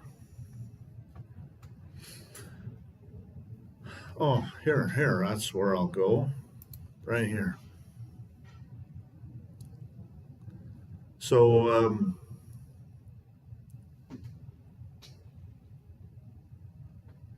here we go.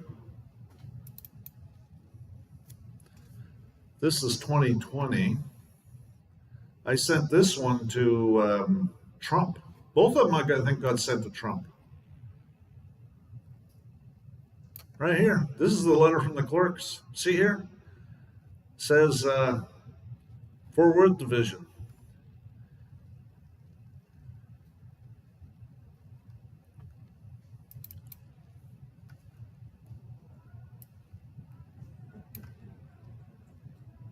You have more than one case pending in the Northern District of Texas, and your documents do not provide a case number. Please write the case number on your document, return them for filing. The document may be filed more than in only one case. If you want to file it more than one case, you must file separate copies for each case.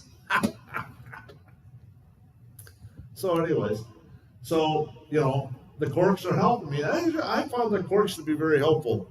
So anyways, let me put this up on YouTube.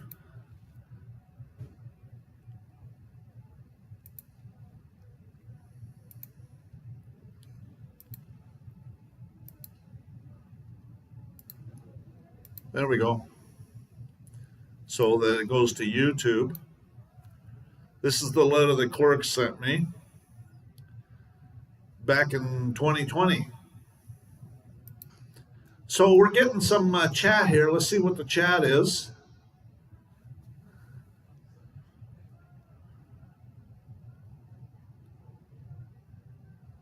Yeah, they're a bunch of thieves. Don't get me going. You're going to get me going.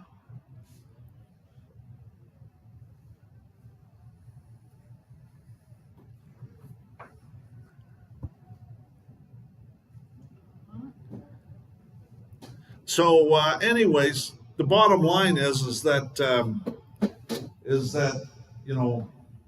we'll see what happens.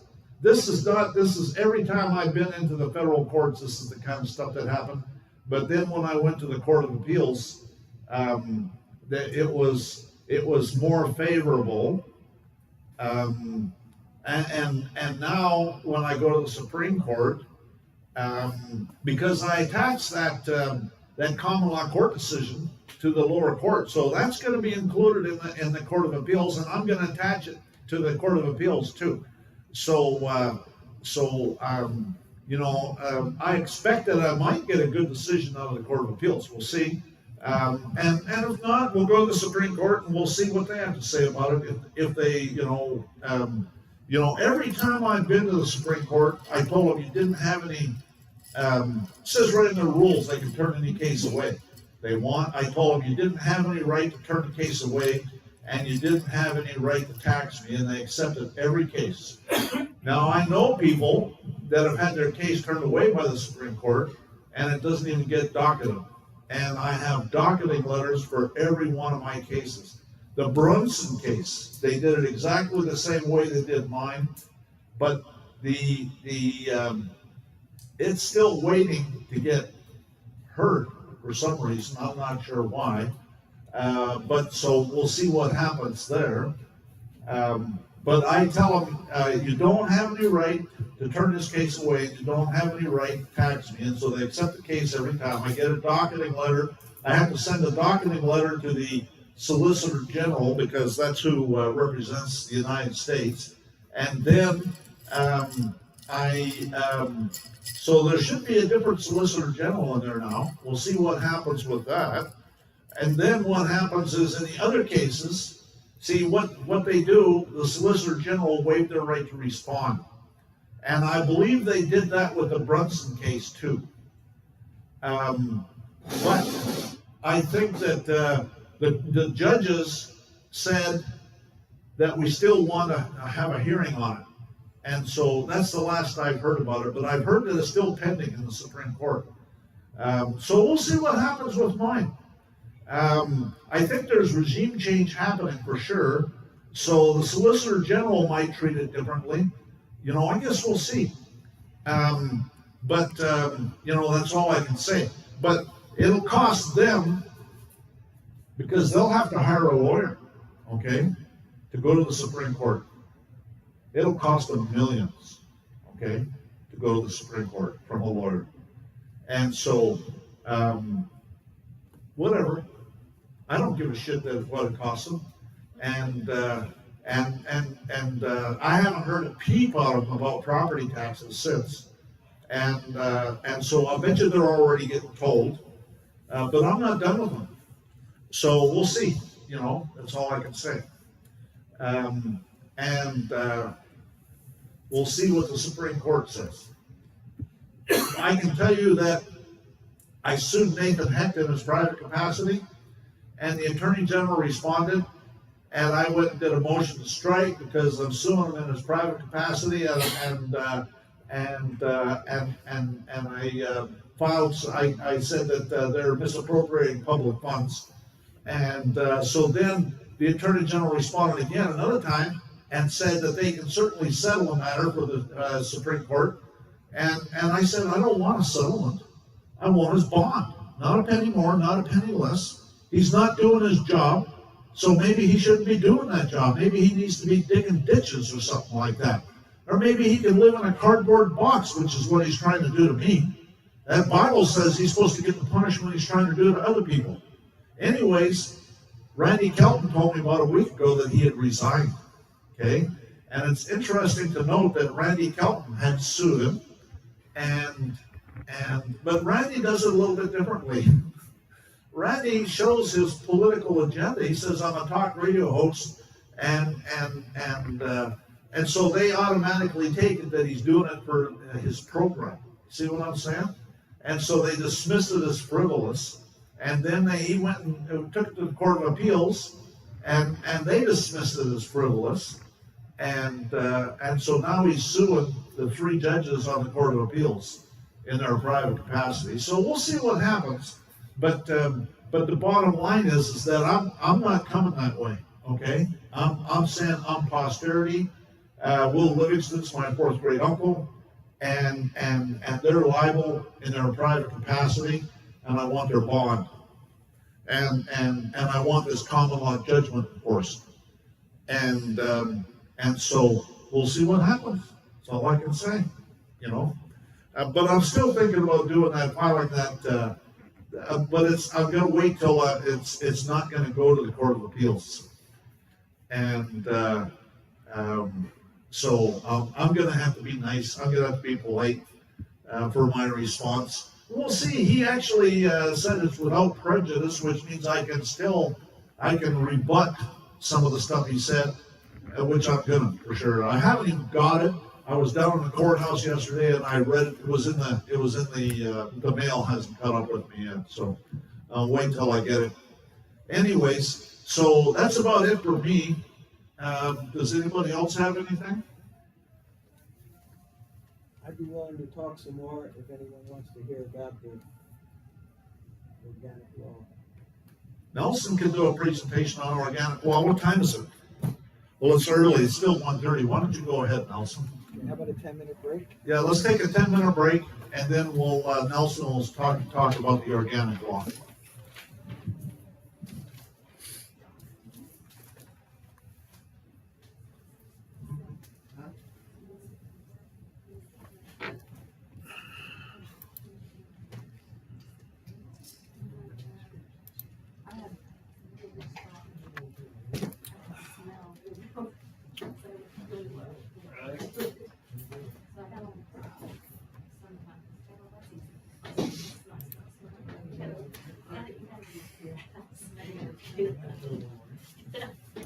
Push away from the table, I find that's hard exercise.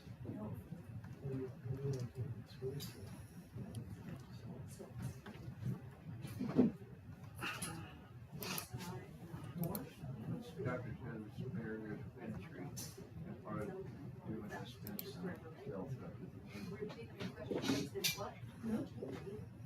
What is holding you back from doing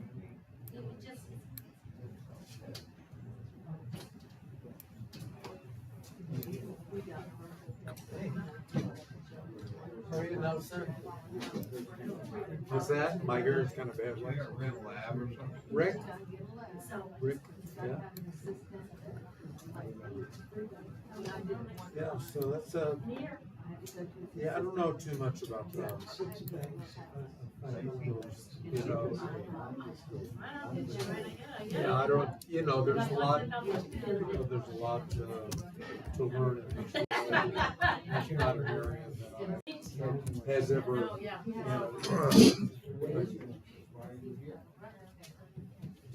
That was from a different speaker. get some insights Nobody into encounters the our poor vine that doesn't political world. That's the key. All right, well, I just wanted to confirm that that's what you said. Did you say anything else wrong? I don't know. Was my hand sweaty? Or voice? Off and on for several years. Yeah. Some, most of the people here. All right, thank you. So, how about you? Right, okay, you're from Pennsylvania originally, or, okay. Well, you're talking about social I know. deprivation. That makes it maybe special in some ways. I had this girlfriend one time who worked out, she was way up. Great Commonwealth of Pennsylvania. Yeah, so, You did? so does that change? Don't you remember the rackets? Pennsylvania outlook is a little different than, Texas. And rackets are complaint against someone with an attachment, like resentment or anger or you don't like that person or something they did in their past. Yeah. So they argue that we're running rackets, and we are run rackets. Yeah, some of the Texans think we're a separate nation and stuff, okay? Yeah, but what a racket does is it causes lack of forces, lack of conversation, lack of all these things that we want Yeah. accepted. But I respect the Lack of, position. you know, which Okay, I don't hold it, and that's okay. deprivation. It's got- He doesn't own the the TV just includes this. What's that? TV's model violence and anger. The real question I is. can watch TV, it's nice people have that. So, are you a US citizen? What are you putting into? Okay. So are you, so you don't go to national elections, correct? Is that correct? Breakdown, Okay. breakdown, the votes, okay, they're holistic. Fair enough. You know, the more stress people get, the more holistic. Yeah, yeah, sure. And, Well, I did, races. but not as hard. Yeah, I went through the landmark, I thought they were full of shit. I did too. But they did one thing which was make take it seriously. I'd rather it stay in here. Very good, sir. I noticed, you know, that people started sharing throughout the thing. That's one thing I enjoyed about it. It was sitting down here, a microphone over here, microphone in the back, and people started getting up and sharing their experiences. You know what? One person in there that didn't have that experience or feel that or something. So it doesn't matter if you're a pilot or this, or you know, what status you have. Well, passport, sure is the. I didn't have. Is that a special one? Oh, okay. It's having forgiveness of things. You know, that everyone knows that. Yes, but I didn't know because he used to use observations, but then he was from that. You know, other stuff. We were the way we My friend. I told you something, and you said he was good down in the 90s. You know, PhD, architecture, you know, and was really well known for photography and like photograph buildings and stuff. Photography. He's an accomplished. Yeah, and he taught down here at UTA. They moved from Indiana. You know, he grew up in an environment where the learning was fostered. You know, where it was fostered, where they're encouraged, you know, to learn and to approach their father about things. You know, I didn't really approach my dad about anything. I mean, well, I did, but not really. I grew up in Then a they totally found different environment. a whole bunch Totally of different more environment than problems. most people. They found a whole Yeah. bunch of more that didn't even. Environment of intimidation, environment of fear, environment of The uncertainty. guy is asking for Darren's number because they lost the number. All this shit, you don't know how to politically talk. Part of it is because he's probably not alcoholic, you know, he has an adult syndrome, alcohol, whatever, you know. So they asked. Think everybody's their fault. Yeah, they normally But as kids, we do, we think, lost oh, that shit, shit. I must Get have been it, that threw kid. away You know? Darren's number from last year where they. Yeah, the You know why you know that's not true? Because if you was about to. It's a security check. You have to And give it adults back, and use if you kind of don't, deal you come with back and take it. So that's a lot. Everybody's kind of like, crap that they kind of mulch you with. Good. It's like, okay, well, now it's time for adult situations. And we know Adult that's not true. situations But there's have stopping things left. to deal with that bullshit. And it's just. I used to work on that, but that's old, six of them. Okay, so this is, Didn't do anything wrong, you don't have anything more done. the famous switchblade. So let's bring a switchblade when we go through the gangs of New York. Okay? I did. Let's go back a little bit to I would love to be. When are we gonna see someone go to jail? That's what I wanna see. Oh, wait. When are we gonna start the lawsuits filing against these people? Do you know what I'm saying? there it is.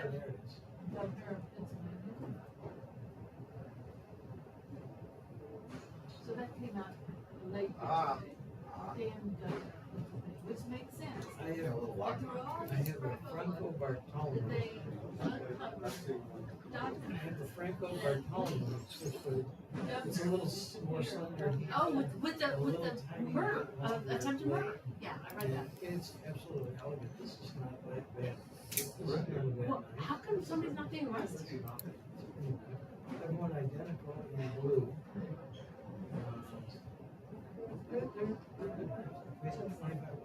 I was telling Jason. When I was a kid, I would have paid $1. That's all. How long ago was that?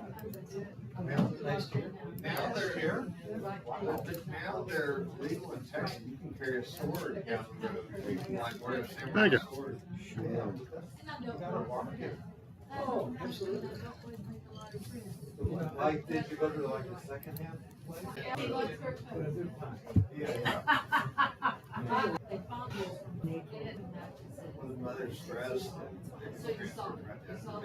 No, I just heard. I hear like the DC glove is kind of the same thing. And they said, yeah, they took some, So whatever molecules of emotion And they're all in your touching. bloodstream, and they just showed you will me pick up on as a free and hand, and you'll create for the same United States wants to circumstances send some that make molecules of love, joy, anger, hate, They're argument. not free of those. The molecules Can't really, is one of them.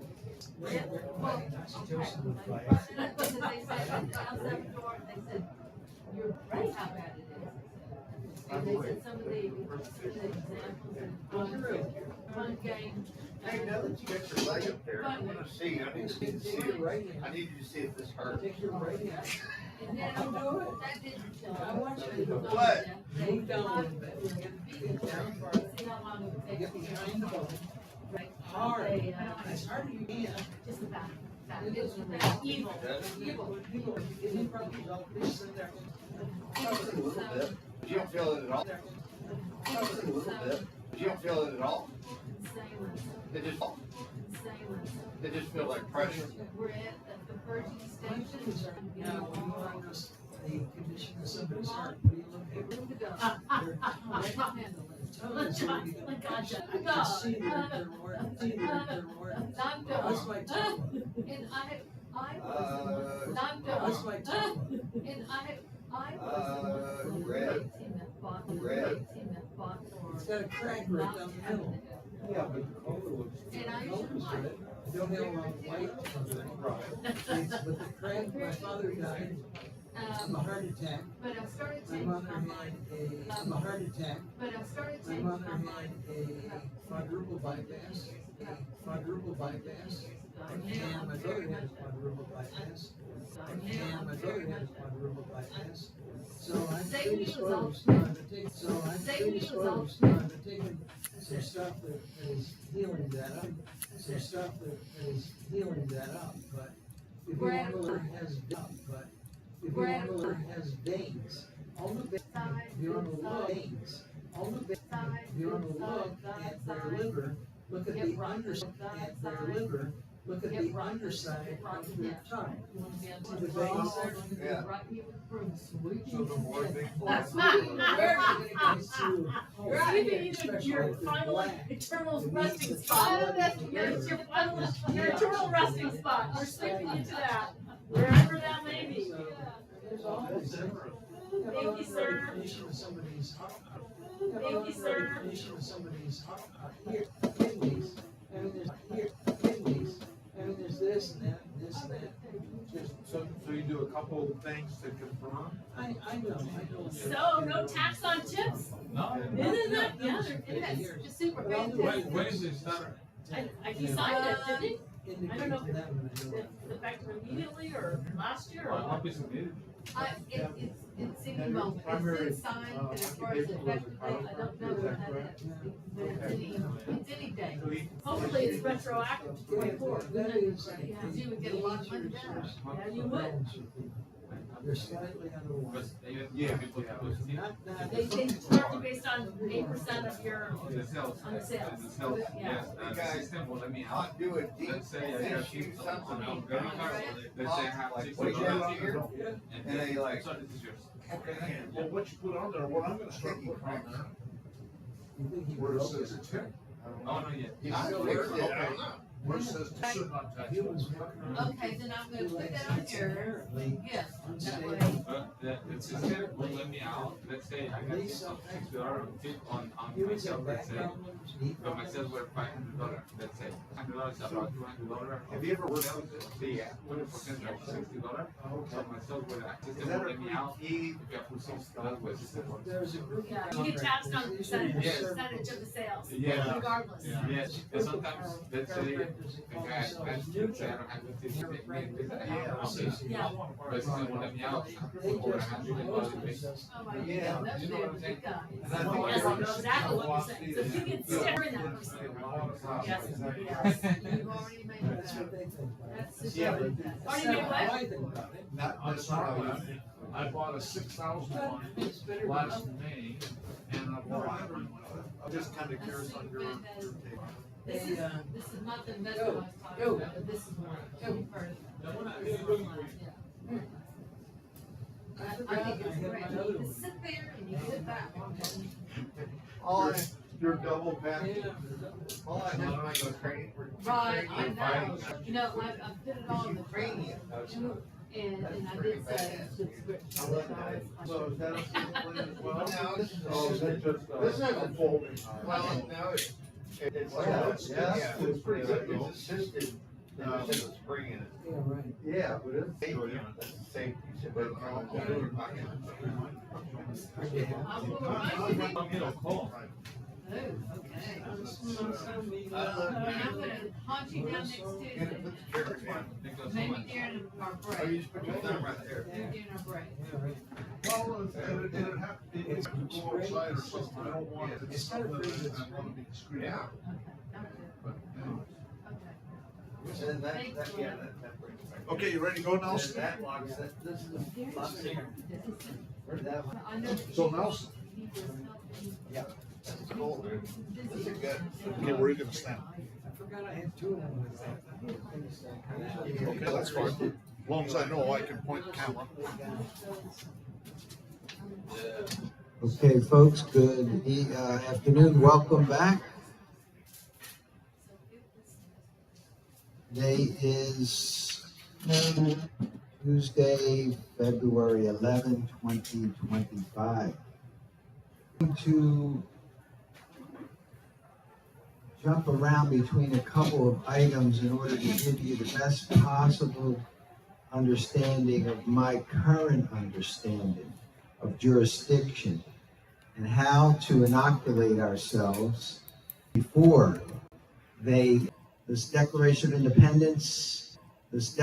of Independence, the Articles of Confederation and Perpetual Union of 1777, which that government started operating June 21st, 1778,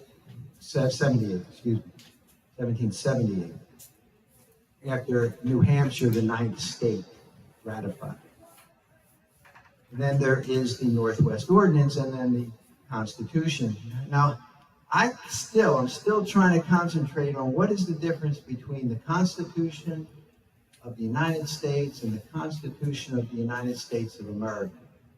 Problem is, there's also, I think, two more in 1871 that became the Constitution of the United States and the Constitution of the United States of America. I'm going towards jurisdiction to understand how things are written determines the jurisdiction. It's, in my mind, it's called the law of the case. Now, there are other ways to determine the definition of those words, but one way is the law of the case. I noticed that every single criminal charge that the municipality wrote against the name was in all capital letters.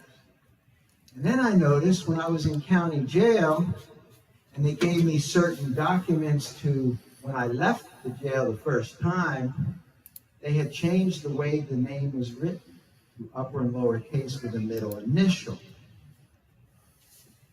The law of the case.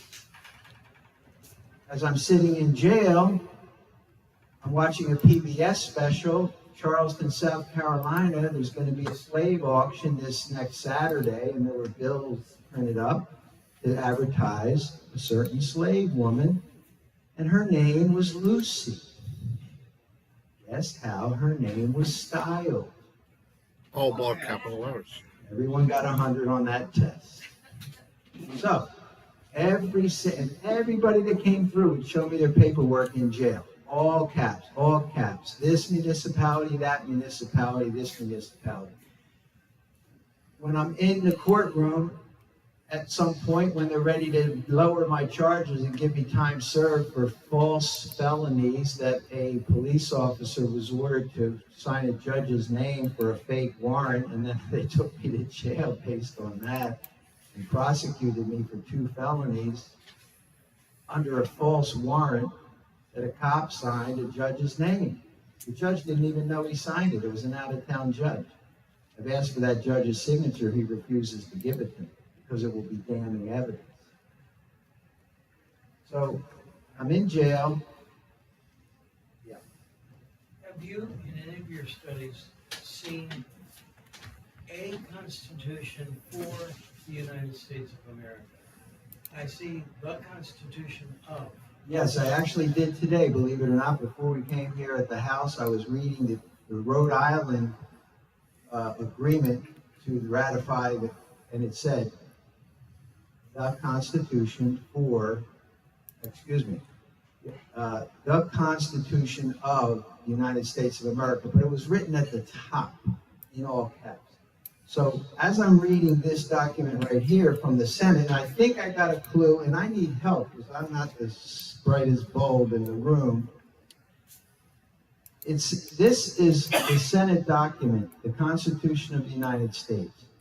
In it, in 1789, on Wednesday, March the 4th, the Congress is meeting in the city of New York. It's a convention to, the government's just started. They're ready to go. It's what everybody's in. Back the year before, 88, New Hampshire, the 9th, they set a date, March 4th next year. We're going to get together, we're going to elect the president, and this Constitution will proceed. But because they had done the Northwest Ordinance, and they knew they had all this land now that was owned by the Congress, run by the Congress, owned by the people, but it was really owned by the government, but that was the people at the time, which was why the Founding Fathers put all these limitations on whatever government they created, because they were creating a monster. They knew it. They said, we have to, but we're going to do our best to give you the bit, the bridle, what you need to keep them under control. Slowly but surely, the bar members, through the maritime and admiral jurisdiction, have conned us, bringing the law of sea onto the land, and that goes to the maritime jurisdiction. So, Here, 1789, they're about to send the 12 amendments out to the states because everybody had a gentleman's agreement. We're only doing this if we get to do the amendments. We're only going forward if you agree to send out the amendments that have to be ratified. And everybody understood why that was important. 10 came back. But this is when they sent the 12 out. And it says resolved, and I'll just skip to the two phrases I'm going to focus on are amendments to the Constitution of the United States. Amendments to. So the Constitution, there are amendments to the Constitution of the United States. And a little later, it says articles. Now the first one said amendments. Two, there's amendments to the Constitution of the United States. The next paragraph says articles in addition to, comma, an amendment of the Constitution of the United States of America. So the Constitution of the United States of America, it says they're making an amendment. Articles in addition to an amendment of the Constitution of the United States of America. So, okay, so then the third piece of the puzzle, a couple lines later, it says, pursuant to the 5th article of the original Constitution. So it's almost like we've got 3 things going on here. The word Constitution happens 3 times in 6 sentences or so, and they're all different. But they knew, because they're bright people, exactly what they were trying to convey. Well, they were there then. Yes. And they were contemporary with all of this stuff. Right, and it was as clear as day, right? But these people have muddled it, the maritime. I doubt I needed a passport to go from Pennsylvania as a citizen to New Jersey especially, but how about out west before it became a state? How about going to the territory of Arizona? You should. But by then you did, meaning when the Arizona territory, well, when the territory became a state, which we don't even know if it's a real state, it probably isn't, right? But for all intents and purposes, if I go to Arizona, I need to know the Northwest Ordinance, or I need to have my passport, because the passport instantly gives me the protection. Can I ask a question real quick? Okay, Jason. Well, now I've noticed the police shows coming back on, like Live PD, fugitive Mexican or fugitive warriors or whatever, this new program that's like, because they want to bring in the police state, has been their, goal all along. And now it's like, now people are cheering for the biometric police state. To identify criminals and to keep those illegals out and blah, blah, blah, blah, blah. Anyways, one of the shows I was watching last night, the guy, he was in some kind of bar and his boat was docked. He had like a 40-foot. He was on a wharf or something, tied up to a dock? Yeah, and the bar owner had a problem with him. And they asked him, you can't come in here anymore. And so the sheriff showed up, and he wanted to identify himself because they want you to identify yourself, even though there's no crime been committed. It's just they're always fishing. And he ended up going back to his boat and getting a passport for the guy. The guy ran it, and he had warrants somewhere. And the guy they ended up sending a SWAT unit on his boat and take them out and tased him. And so, okay, not every pet is created equal. That's what I'm saying.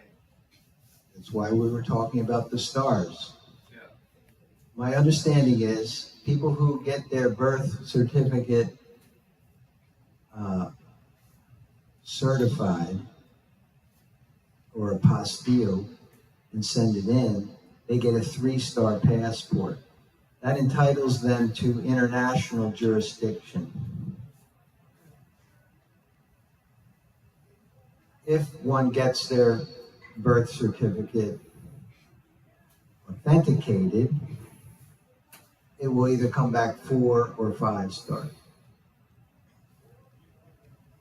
My understanding is a 5-star is related to one's understanding of being on the land, possibly having posterity of some sort. You have to give them a reason why you're not a threat to the United States. Also, your parents can't be American citizens. On the application, your parents can't be American citizens. You can't be an American citizen also. Actually, the phraseology is important. American citizen, I think I would qualify as that. I do not qualify United States citizen. as a U.S. or United States citizen or a citizen of the United States. That brings me to the point of what I wanted to make, which has now become more clear in my mind today. We have land, territorial jurisdiction, and municipal in law. Okay? Land, territorial, municipal. My understanding is all civil law is municipal. Growing up, I thought a municipality was a small town. Small town, small town, small town. Little did I know, no, municipality is the old Roman government attacking me from Rome. The municipality of Rome. So, how does a municipal governmental authority style their letters? Only one way. Okay. Correct. Really? So they issue, even though this is a territorial document, guess what it's issued in? It's issued in the authority, under the authority of the municipal government. The municipal government is located in Washington, D.C., and that is extended now all the way from D.C. down to the municipality of Bedford. I think that's where we are today. I could be wrong, but I think we're in Bedford. That municipality had to be incorporated. That municipality had to be given its authority from the state, which created a political, they described a political subdivision called, what county are we in right now? Tarrant. This is not the original Tarrant County. The land is. Remember when the sheriff used to be the highest law in the land? As far as I can tell, he still is. Not in New Jersey, he's not. They've taken it completely away. He can be jailed. How Or- did they take it away? The state legislature in 1947 wrote a new constitution taking it away. No kidding. It's unbelievable. So I wanted to know how they were doing this to me. I knew they could. I grew up the whole time knowing I'm living in a police state. We used to, for fun, refer to I kind of coined this phrase, and my friend would pick it up when he saw a police officer. He would say, "There go the Romans." The centurions. Municipal. Okay, so now how does the King of England today, with the bankers and the ecclesiastical church, whether it's Mormon or Catholic or Buddhist or whoever in charge in whatever country it is, there's always a church of sorts. It has to do with our breath that they want to control. And our body is on the territory, which is the small t. The big T is owned under this Constitution by the Congress. So what they've done, in my view, is they've converted through the bar, they've basically put insulation in between us and the land. So when we're like saying, Joe, why don't I have electricity power to be a land animal? Why? What is wrong? What's the insulation? The Holy Spirit is correct. So we've been disconnected. So we're like, what do I have to do? Have you ever seen those when one busts a plug on the end of a lamp? You buy this little thing that has these two metal prongs that you can make it work by piercing the plastic. That's what this does. This pierces the plastic, and when the Leo continues to bother me, guess who gets electrocuted? It's no longer it's me, it's them. I'm grounded. I'm grounded. I'm on the ground. I'm not on the sea. I'm not in the air. I'm grounded. All right, so when I'm in who runs the territorial jurisdiction, and always has since the original Constitution? It's just they got greedy and wanted everything. And there's two choices: the Vatican or the King of England. Who runs the territorial government? Vatican? Negative. The British Empire in America runs the territorial government. They were subcontracted as part of the Treaty of Peace, where we granted them a right to operate under the Constitution. Remember the original 13th Amendment? Our forefathers smelled the rats trying to get into the government, the Congress, so that they could become agents of the crown. And the municipal government, which the City of London, I believe, existed back when. We know the Vatican existed back when. So who can tell me what the original, where the capital of the United States stands right now? What hill, what city was the name of that Maryland city prior to, say, 1750? What name, what was the name of it? Maryland. Starts with an R. 4 letters.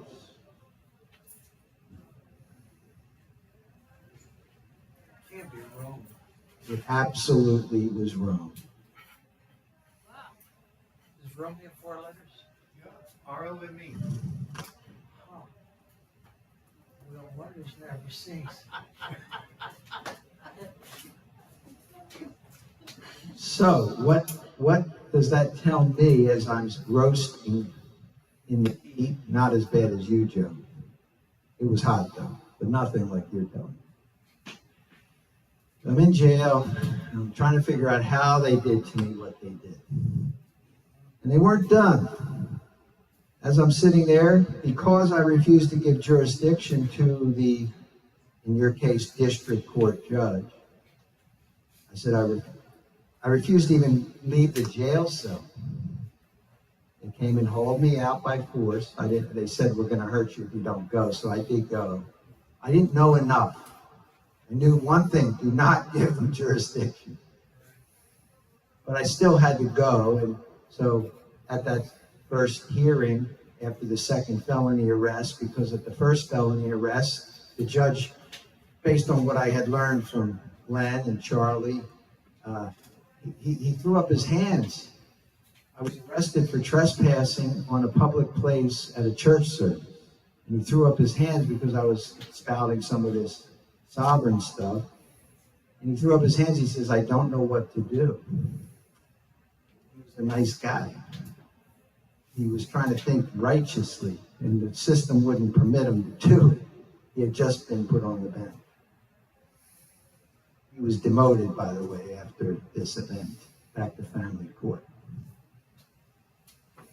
So as they took me downstairs and they brought me the papers, which had my upper and lowercase name on it with a middle initial, that indicated what kind of jurisdiction.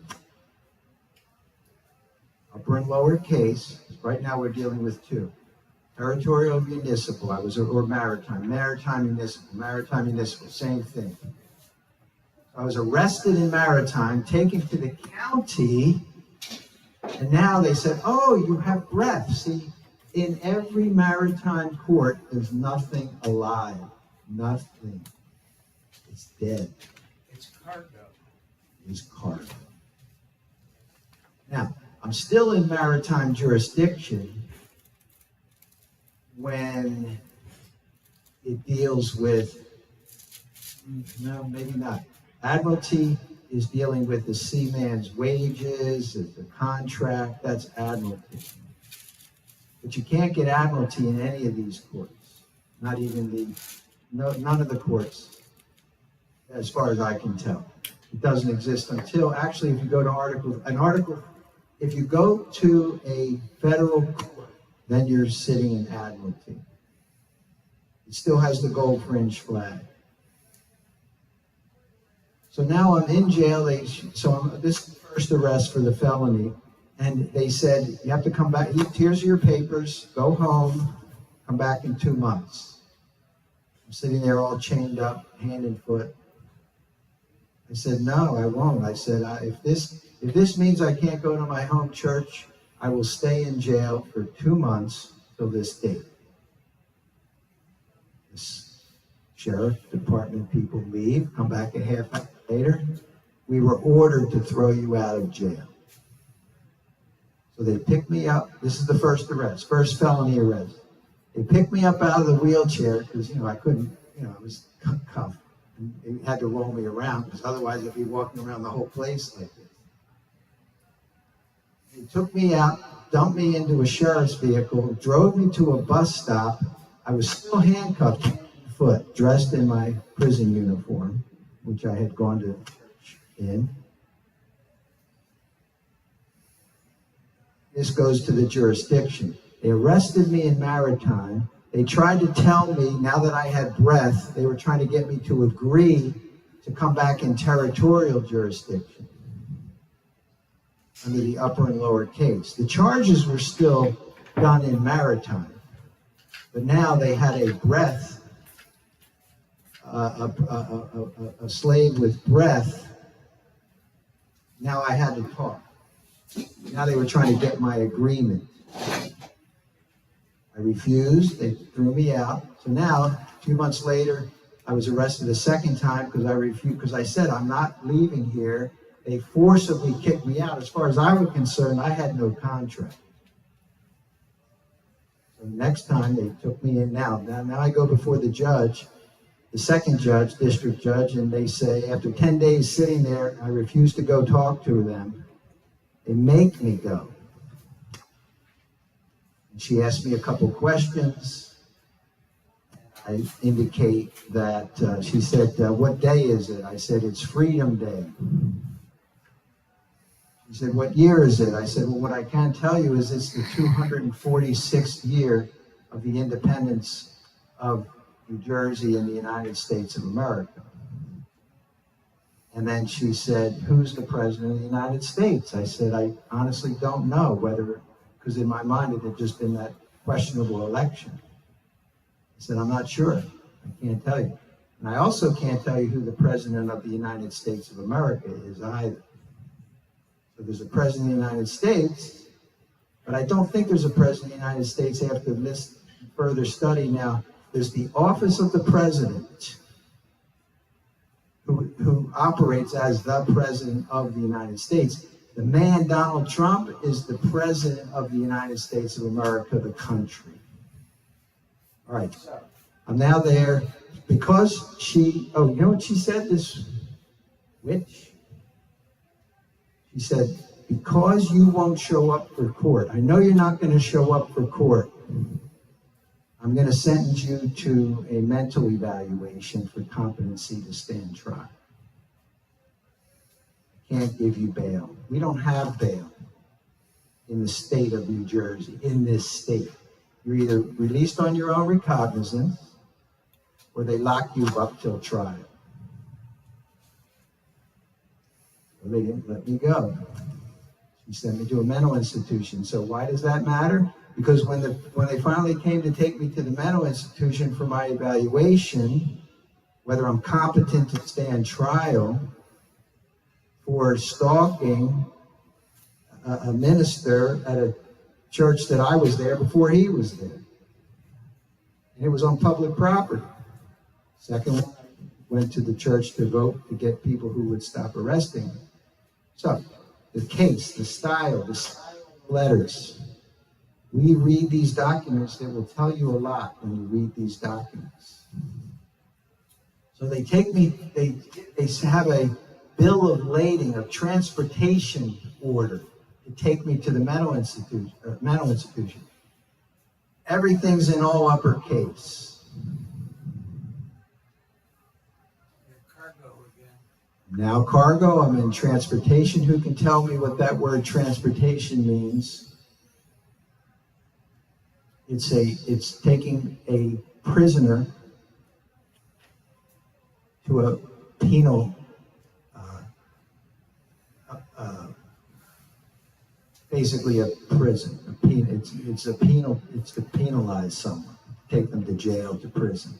The word transportation literally is for prisoners. Well, a penalty is under the penal code, but a penalty is only for violation of a contract, correct?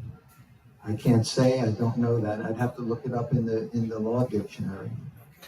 So we have about 15 minutes left. So I'm going to get to, so I'm kind of just sharing with you the information so you can, as you walk about in your life and you're attacked by these guys, get your passport. Carry your passport. Don't leave home without it. Better than an American Express card. Safe conduct. Felony.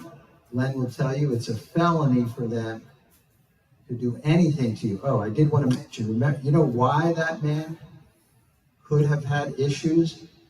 Well, they could have cross-compared. They could have used that information on his passport and then pulled up something in their system. Yeah, but obviously the warrants against the name, he hadn't done what he needed to do. Because I have warrants out against me right now, and the local, quote, sheriff, who's the municipal police chief, refuses to obey the warrant. Because he needed to have the flag with no fringe, which took over a year to get the local city council to replace the gold fringe flag with the flag of the country, not the flag of the corporate seat of government, the corporate flag, the commercial flag. So where is the only place under common law, under the law of the original Constitution? By the way, I claim the original Constitution. If they want a date, I'll give it to them. September 17, 1787. That's my Constitution. I use the words original Constitution. It's just a simple way to tell them I'm an original, an aboriginal. Where is maritime and admiralty jurisdiction coexistent between a de jure state and the United States? The only place is where the tide rises and falls, in that beach. Well, if I'm above the high water mark, if there's seaweed behind me, either person, the United States or the state, can prosecute me. If I'm in the water, below the low water mark, I can go, state, you can't touch me. Only the feds can touch me. If I'm above the seaweed, where at the last high tide, I can tell the United States, you can't touch me. Only the state can touch me. You're into and out of the tidal zone. Right. So a wharf would be where the tide ebbs and flows. You see? So that's where this man was. Okay. So back to the style of the letters. So I go in, I'm there 3 months. I didn't know at the time. The judge sold a bond for 90 days or 180 days. I'm not sure which. They take me in, they ask me the questions. It's a man from India doing the psychiatry. He writes and again, I'm trying to learn how they can do it. I already know, I could leave anytime, literally anytime. I chose not to, in order to understand what was happening, how they could keep the whole state in a state of fear, trepidation. He had to break the bonds. So the psychiatrist, I didn't know it at the time, I saw this later, what he said, you're not, basically when the 91st day came, I knew he didn't let me go as being fit, competent, sending me back to the county jail. He said, you're not fit. He did say this actually he said, you're not willing to work with a court-appointed attorney, and that makes you incompetent. Because I'm not willing to work with a court-appointed attorney. By that time, it had been about 14, 15 months total. So another 90, and I'm now a holdover. Now I start talking to a white American psychiatrist, the second time. And this guy asked me the same questions. We get to the bottom line, and I said, he says, we can hold you here indefinitely. I said, okay. I said, you're already committing federal crimes. It's only going to get worse for you. He said, I indicated to him, I said, I had gotten the report by that time, and I read him the report. I think he might have provided it to me at that point. And I said, see here where it says I didn't agree to work with a public defender, a bar member? I said, I guess you're going to have to keep me here because I still refuse. I refuse. So keep me here. If that's what you're going to do, you go right ahead. Lo and behold, on the 180th day, here comes the sheriff's. Back I go to jail, knowing now that there was the 180-day bond to the day, Joe. And guess who had to pay the bill? This is an important piece of information. Who had to pay the bill at the state hospital? They tried to get me to pay it 20 different times. Here, sign this. I said, I'm not signing that. Who was responsible to pay the bill? The judge. No. County. Which, yes, it was the judge, but she ordered me. You're correct in that regard, yes. So when I refused to sign it, guess what I learned?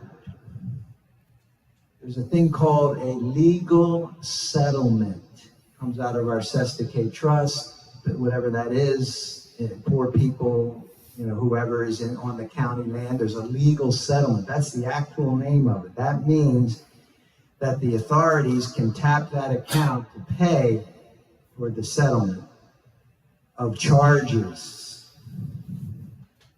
So when I refused to sign it, they did a whole bunch of hocus pocus that the county clerk had to get involved, and another judge had to get involved, and the amount I owed was zero. I didn't know how they paid it, but that's how they paid it. It's called a legal settlement. It said on there, legal settlement on the paper. Okay, so now, here's the final point about the style of the name. Whoever saw the movie trading places with the gorilla. That was so cool. Yeah. There's so many messages in there, including the Department of Agriculture, which I'm still trying to figure out. I think that's who actually is harming us as well, the head of the Department of Agriculture, because they think we're cattle. So there's messages in that movie. Department of Agriculture was the report, the Department of Agriculture, the oranges. Okay, so here we have the gorilla, and they have the transport. Oh, it says there's only one, but look, there's two in there. Remember that? At the end, there was where the guy that had, one of the bad guys had been dressed up in a monkey suit. I was being transported as a gorilla, a live animal, from the state hospital back to the county jail. The bill of lading, the transport order, was in all caps. But guess where the only place in my entire ordeal the state chose to write the name that I'm known by in upper and lower case with no middle initials? On the gorilla bill of lading, back from the state hospital after I was deemed competent to stand trial. So that proves that they know exactly what they're doing. And that's pretty much the points I wanted to make. Is there any comments that anybody want to make to each other or questions you might have? One of the reasons why they want you to have an attorney, all right, because they're not, all attorneys are officers of the court, that there's not any difference really between the two sides, but they want you to cut a deal with the court. So back in the shipbuilding days, they would have to cut the boards to deck the top of the ship, and each of these boards were called deals, all right? So you have to, First time I heard that, okay. so you have to cut a deal. You're literally decking the top of the Admiralty ship. And so when they refer to you as Mr., right, you're not even a swabby, right? You're just catching the mist of the ship as it's crashing through the waves. First time I heard that's good, I like it. Who else?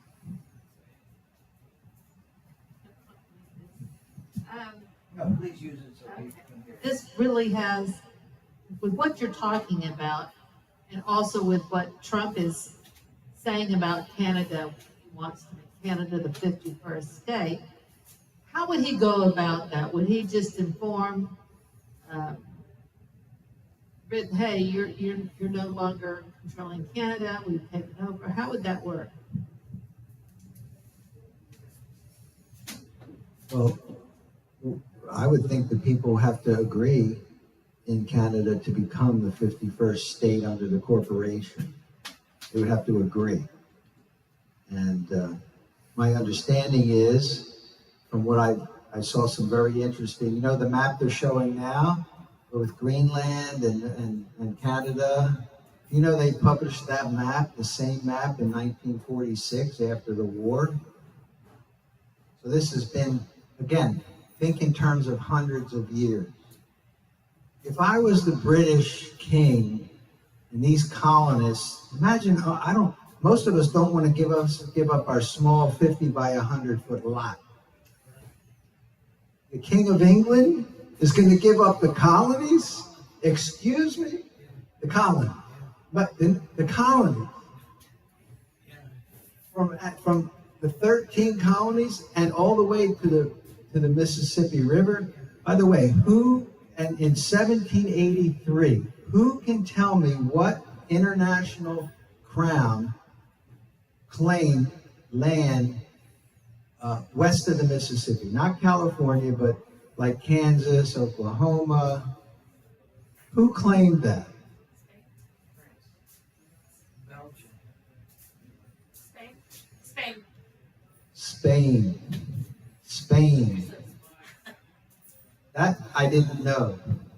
I had always thought, I didn't understand how France came to be in control of it with the Louisiana Purchase. It was controlled by Spain. So my friend, one of my friends, he studies hundreds of years worth of history, and he explained to me what actually goes on in the back rooms with the people who think they're special, the royals who have been born to these families. And so they cut deals, and we're just chattel on the land. So they basically exchange land control through sometimes public treaties, sometimes private. So what happened, remember the French Revolution happened in the late 1700s. So now we're coming up to 1803. So something happened in Europe where France now, through a marriage, got the right to sell the Louisiana Purchase. Only 20-some years after Spain claimed that they owned it. But it was through the heads of Europe, and so that's how France was able to gain control and basically sell it. And then, of course, because certain nobles are married to the English side as well, that was just perhaps King George's long-term plan from sea to shining sea. Who was responsible for the War of 1812? King George was in maritime and admiralty jurisdiction. He was impressing our sailors, and on the land we were saying sorry to his bar members. And he said, "What do I have to do to get Congress to agree to cancel the 1783 peace treaty? What do we have to do? Because I only promised those colonies peace on the land and the inland navigable waterways. I never said we wouldn't attack them out on the sea." So he starts attacking.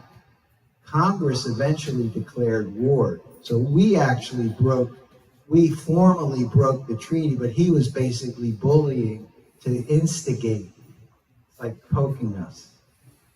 And finally they said, okay, it's on. So then, and I just happened to notice one thing, and you can get it from me or Glenn. I have the original document certified of all the organic documents, the organic law. I have the Treaty of Peace. I have the Treaty of Ghent. And this is an important key to where I'm heading with who. Remember, territorial jurisdiction is the king. Municipal jurisdiction is the Pope. That's how they get us. They arrest us as dead things, cargo, and we're like screaming, "You don't have the right, you don't have the right." They're saying, "I can't hear you, I can't hear you, I can't hear you, I can't hear you. You're dead, you're dead, cargo." Then we get into the district court, and she's now saying, "Okay, you can talk now, but wait a minute, I have to get you a lawyer." So now that lawyer is speaking. That's representing. You know, they've got people so bamboozled that people will say, "Well, I'm going to court and I'm going to represent myself." Or the judge will say, "Are you going to represent yourself?" And when they asked me that question, what did I say? I don't know. No. I said, "I'll present myself." What could she say to that? Let me tell you what this little trickster did to me. When it's all over now, 2 years worth of false arrest, false imprisonment, sending me to a mental institution to test if I'm competent to stand trial. And I kept demanding trial by jury, trial by jury, trial by jury. Didn't know to take it to a federal court. Don't make a federal case out of it. Why? Because then you're still in our jurisdiction. That's why you don't want to do it. That's why we tell you don't make a federal case out of it. You know, I just want to make a comment. From time to time, you'll see some young'un does something or is accused of something. First of all, I don't believe if a policeman swears on his father's grave, I don't believe that he's telling the truth.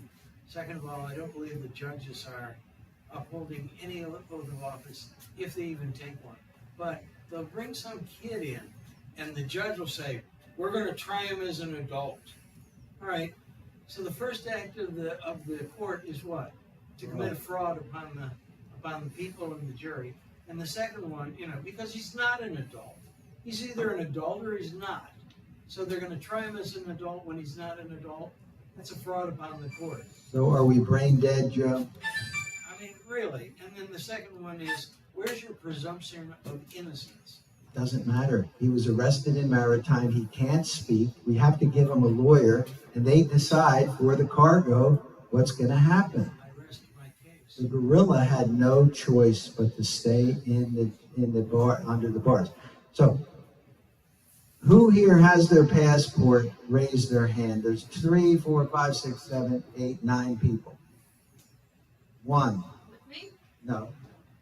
But you do have one. I just turned it in. Yeah. I'm in the process of, I know you are, Jason. I appreciate you. well, and I met with a guy to this process to hopefully get a 5-star I passport. understand. What does that buy you? I have no clue. It buys you a lot of protection because you're carrying your passport card instead of this, which is for international travel. That passport card is your sign to him that you're on the land and you're protected by this Constitution and the laws of the United States made pursuant thereof, which means he'll be committing a felony if he does anything to you, unless he's seen you commit an actual felony. He has a 3-star passport and wants to upgrade his to a 5-star. And him and this girl that I know got pulled over by a cop. They're doing 82 and a 70. And the guy pulled him over, and he identified himself with that. And then the guy went back to his car. He turned his lights off, and then he pulled up behind him, kind of beside him, and then got out and said, "Listen, I'm not detaining you. I'm sorry, just slow down next time." He had already committed a felony, which is Glenn's point. The minute the cherries go on, they've committed a felony. The lights, legal use of emergency lights. Because they've commanded one who is the sovereignty of the state to surrender their sovereignty. That's why. So in fact, there's lots of ways we can tell them ahead of time, leave us alone. If on the back of that car, there was some indication, that wasn't like off the charts, but send a message to the police officer that 5-star on board, something of that nature. They would know what that means. Maybe even I'll put a picture of my 5-star on the back of my vehicle. I'll get one that is a magnetic. So if I'm traveling in your car, you have my protection, my diplomatic protection. Did you ever get justice for 2 years in jail? I'm having fun. No, partially. I appeared before my city council dressed in a Halloween prison suit, black and white stripes, with lead numbers on the front with a cap on, and I sit there and make them for 5 to 10 minutes twice a month listen to me talk. And I embarrass them. Do you think they're embarrassed, or they just don't? I know they're They're embarrassed. You don't think they're just going, this is a coup, just No, giving them some no, license? and I'll tell you why. Because they know that the previous chief of police, because of what Glenn filed with the FBI, he was at 52 years old, and at the time was a $140,000 a year job. All of a sudden, he decides to retire in 30 days. Why? The order came down. You're done. Now, have I gotten paid? No. We're working on it, but because of the contract of the state of New Jersey Constitution says our right to worship is inestimable. So the question for the jury, the question of fact, is going to be for the people of this land, does inestimable mean it's worth $21 of silver more than the entire state corporation of New Jersey is the question. New Jersey's utterly corrupt. I can tell you why, but my time is up. I appreciate everybody, and I hope I gave you some keys now that you can say, okay, here's a solid brick I can put on the land and start building my house of protection. get your passport card ASAP. And we're working on the diplomatic passport. Yes. I will say that, a few years ago, when I worked for a Fortune 500 company, I worked in HR, and I had 2 or 3 people that came through with the card that looks just like a credit card. It was a card passport. And when I asked, why did you get that instead of the passport, every single one of them said, well, it gets me to the airport a lot faster than anybody else. Right, because it is a official diplomatic document. The seat of government that we hired, which is the 2 stars out of the 3, Vatican, British territorial, Vatican municipality. Municipality's dead, territorial is alive, and they use the 1-2 punch. So however they capture us, then they throw us to the other side. Never until, guess what? This is our shield. We should be having, Glenn told the story about I was watching a video one time. There was a young black man in Miami pulled over by a white cop, and the young black man thought he was a free man. He rolled down his window that far, said, I'm a sovereign, this, that. The police officer was like this. He said, do you have a passport? No. But the white police officer was not doing it. He was doing it to send everybody a message. He wanted to tell us, if you would have had a passport, I couldn't do this. He was a nice guy. They also said, every single one of them, not only did they get to the airport faster, but that card, passport, got them through any airport really fast around the world. It was that recognized. The card is better than the passport itself. Yes, yes. And they said the reason why is because when you apply for that, Yeah. they go in, they do a background check. They don't do that anymore, Francine. They put the 5-star indicator in this, the barcode. So that- Well, it doesn't matter. The point is, it gets you through the airports Right. anywhere around the world. Or did you hear about Josh Shapiro and the assassination attempt at Biden? No, but It's another subject. well, I think my opinion is, and I was there that night when it happened to me on TV. I was watching. Yeah. Unfortunately, I'm skeptical of I don't think you're anywhere near skeptical enough. Of what? that was part of the Of show. Trump getting shot? It was part of the show. Oh, yeah. And they're comparing him to the Phoenix, the rise out of the ashes, come back from the dead, He had the resurrection. It's beautiful. I mean, unfortunately, we still believe that the 2 planes took down the towers. It's easier to believe Trump got shot.